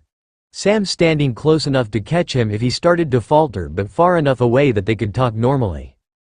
The boy rested one hand on the table, probably for balance, but didn't seem all that tired. It wasn't like before when the boy had barely been able to keep his head up after an hour of using the gym equipment, walking with the cane, and doing the exercises that Sam helped him with. He really owed Sam one, of course, he was being paid. Really well. Better than any other physical therapist would usually make. Still, the man had stuck around, even when he didn't know the kid, and had stayed in the compound instead of going with Steve and Bucky to make sure that Peter was okay. To make sure that he got the best physical therapy possible while not having to let another person know his identity. "Hey, kiddo. How was it?" he asked once he'd reached them, reaching out an arm to wrap around Peter's shoulder, patting his arm. "Good," Peter told him, grinning back and resting against his side. The boy was warm and comfortable under his arm, fitting perfectly to his side. Like he was actually his kid. "He's doing a great job," Sam told him, reaching out and ruffling Peter's hair. "I think you'll be ready to go home by the end of the week. Get back to school. What do you think, Pete?" he asked. Yeah." The boy nodded. "Yeah, that would be great. We'll see how you're doing then, and I'll talk to your speech therapist." He glanced up at Tony, who nodded. They would all have a meeting with May to discuss Peter going back home, and she would talk to his school to make sure that they were aware of any accommodations they might need to make for him. Tony had to admit he was a little worried about Peter leaving the compound. What if he had a seizure at school? Or when he was home alone? What if he had a bad day at school and had trouble talking? What if the other kids made fun of him? But Tony had known that this was happening. That Peter had to go home, because of course he did. So why did his chest ache just a little at the thought? He would still see Peter. He would still have the kid over to the tower. Everything was going to be fine. Peter would be fine. Instead of taking Peter to his room, Tony asked him if he wanted to hang out in the lab, and the kid agreed instantly, eyes lighting up. They hadn't really spent any time down there since bringing Peter to the compound, mostly because he had mostly been exhausted, or asleep, or in one type of therapy or another. Downstairs, Tony pulled up a chair to one of the desks, the one that he'd set up for Peter, and the kid dropped into it, looking tired but excited. Excited to be down in his lab and excited to know him and excited to be working with him. And Tony loved him. He loved this kid, and he was excited to be working with him too. "All right, Pete, I thought we could take a look at your suit. You want to start with the web shooters?" he asked, placing a hand on the boy's shoulder, knowing that it wouldn't be the last time. That he would get to show Peter his lab in the tower, and the garage, and the movie theater and the bedroom that Tony would set up for him.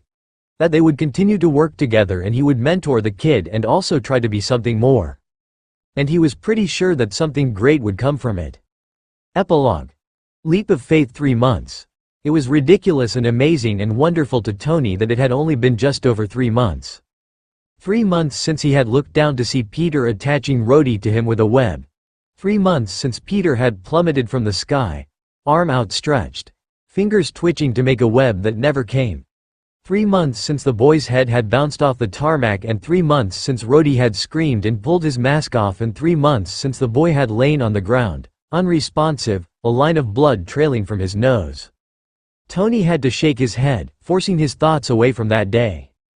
Beside him at the kitchen counter in the tower, Peter was eating Thai food with abandon, closing his eyes and humming at the taste.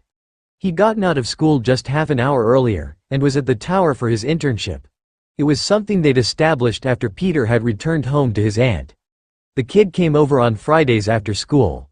And a couple of times on other days after school when Tony would pick him up and take him to dinner or ice cream before taking him to the tower.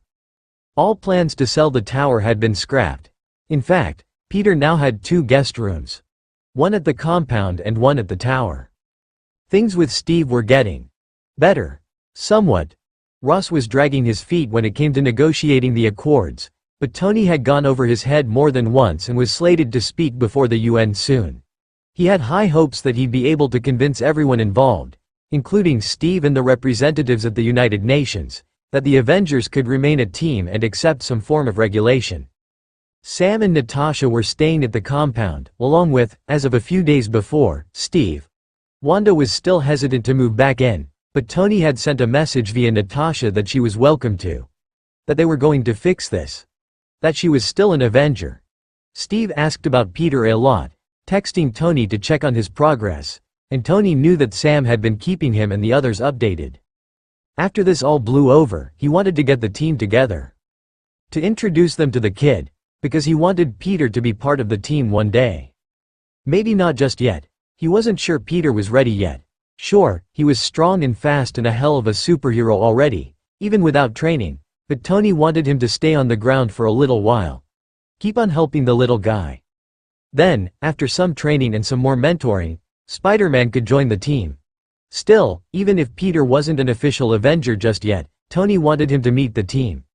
Train with them once he was ready to train again. Entertain him during team meetings. Speaking of training, that was why Peter was sitting beside him at the kitchen counter, shoveling Thai food into his mouth.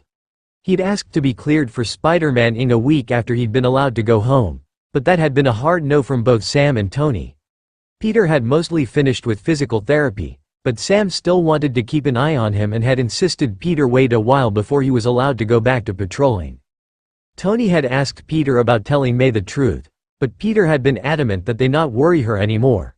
That he couldn't freak her out like that. Not after everything she'd been through. So, allowing Peter to make that decision on his own, Tony had stuck with the internship story, which was why May thought that Peter was at the tower for his usual internship, rather than a test drive of his suit upgrades and maybe some light patrolling. Once Peter was finished eating, he threw his takeout containers in the trash, then practically vibrated in place as he stared at Tony, his whole face hopefully and somewhat worried. As if Tony would change his mind now. "All right, Pete. You ready?" he asked, bringing his hand up to the boy's neck and squeezing a little. Peter nodded, eyes huge. "Yeah, let me get my suit," he cried, turning and hurrying off toward his bedroom, and Tony had to chuckle as he watched him. Peter could run. A little over 3 months after plummeting to what could have been his death, Peter was running to his bedroom. Tony swallowed hard, wiping a hand over his face and taking a long drink of his water, trying to compose himself. Peter was fine. The kid was fine. 3 months after a near-death experience and a traumatic brain injury, and the boy was talking and running and laughing and leaning against Tony when the man would throw an arm around him, head resting against his chest, and Tony hadn't thought that he would ever be the kind of man to hug a teenager that he was mentoring. Or the kind of man that mentored teenagers. But now he loved the kid. Loved having him around and loved working with him and watching him recover and get back to the person he'd been before, and Tony just loved him. Peter had finally been cleared. This had been after extensive testing by Helen, close observation by Sam, and a session in the gym with Tony, who had watched him closely for any kind of fatigue or difficulty moving or focusing or literally anything he could use to keep Peter from putting himself in danger again. But Peter was Spider-Man. Tony could be there, and he could make sure Peter had a suit that would do everything it could to protect him, and he could monitor him and put as many protections in place as he could think of. But he couldn't stop Peter from being Spider-Man. And if he thought about it, he really didn't want to. The world needed Spider-Man, just as much as Tony needed Peter. He joined the boy in his room after a few minutes, the two of them moving to the balcony, the Iron Man armor covering Tony as he wrapped an arm briefly around Peter's shoulders, giving a quick squeeze. "You sure about this, Pete?" he asked, knowing the answer even as he asked. "Yeah." For a moment, there was just a bit of hesitation, but then Peter grinned and grabbed his mask, pulling it over his eyes, the two of them stepping forward. In one fluid movement, the kid leapt onto the railing, balancing there easily as he swung his legs over and sat down, feet pressed against the bars. For a moment, the two of them stared out at the city, and Tony couldn't help but notice that Peter wasn't looking at the skyline, he was looking down. Tony knew that this was the next step. That the kid needed to build up his confidence again, especially after a fall like the one he'd had. Hell, Tony wouldn't have blamed the kid if he'd never wanted to go web-slinging again. Peter was braver than him, though. More importantly, he was Spider-Man. A hero. And Tony had accepted that. But he also knew that he wasn't ready for Peter to jump off of a building by himself just yet. Not without some backup. That's where he came in. Dressed in full armor, he climbed on the railing to sit beside Peter, both of them breathing in the quiet afternoon, shoulders touching. Finally, Tony broke the silence. "You sure you're ready for this?" Even Sam was impressed with the speed of the boy's recovery. 3 months after a fall that, by all rights, very well could have killed him, Peter was walking and talking just as well as before. He could run on the treadmill without breaking a sweat, and could once more talk Tony's ear off, which he was thrilled about. Seriously, Tony thought he could listen to Peter talk all day. Every time he started to think that some peace and quiet might be nice, he remembered those long hours spent at the boy's side, praying that the kid would open his eyes and say something. Anything. He remembered wondering if the kid would ever wake up. Or even if he did, if he would even be the same kid. So yeah, he was happy to listen to the kid prattle on about going back to school and his friends and his web formula and literally anything else as the two worked in the lab or watched movies. Tony had even started calling the kid after he was sure he was out of school, using the excuse that he wanted to make sure Peter wasn't patrolling. To be honest, though, he just wanted to hear the kid talk. Wanted to May was okay. But part of him worried about Peter jumping back into his vigilantism a bit too soon. Yeah, Peter murmured, not sounding nearly as confident as he had when he'd first jumped into the car after Tony had picked him up at school. I'm ready. Because you don't have to be. Tony continued softly. You've worked so hard, kid, but if you need a couple more days, no one would blame you. It was true. No one would blame him. No one would think any less of the boy for being afraid, not after a fall like the one he'd had. The boy took a deep breath, then nodded to himself. I'm ready, Peter told him, voice a little more sure. He hesitated, looking over at Tony. Then spoke a little more softly, voice hopeful but also a little afraid. You'll catch me, right? If the web. Tony felt his eyes heat up as his heart clenched. This kid that he loved so much and that was literally a 14-year-old superhero. Who had gotten superpowers and had decided to use them to help people. He would do anything for this kid. I'll catch you, Tony swore, faceplate up, meaning it with everything he had. Reaching out, he gripped Peter's shoulder. I'll be right beside you the whole time, I promise. Peter nodded, his hesitant smile growing just a little. Okay. He whispered, looking down one more time, fingers gripping the railing so tightly that he thought it might be warping a little. Let's go, kiddo. Leap of faith. As if those words had been all the encouragement he needed, as if all he'd needed to know was that Tony would catch him if he fell, Peter turned to him with a grin, pulling his mask the rest of the way down so that it covered his face. Spider-Man looking up at Iron Man for just a moment. And then, Peter jumped, Tony less than a breath behind him. The end.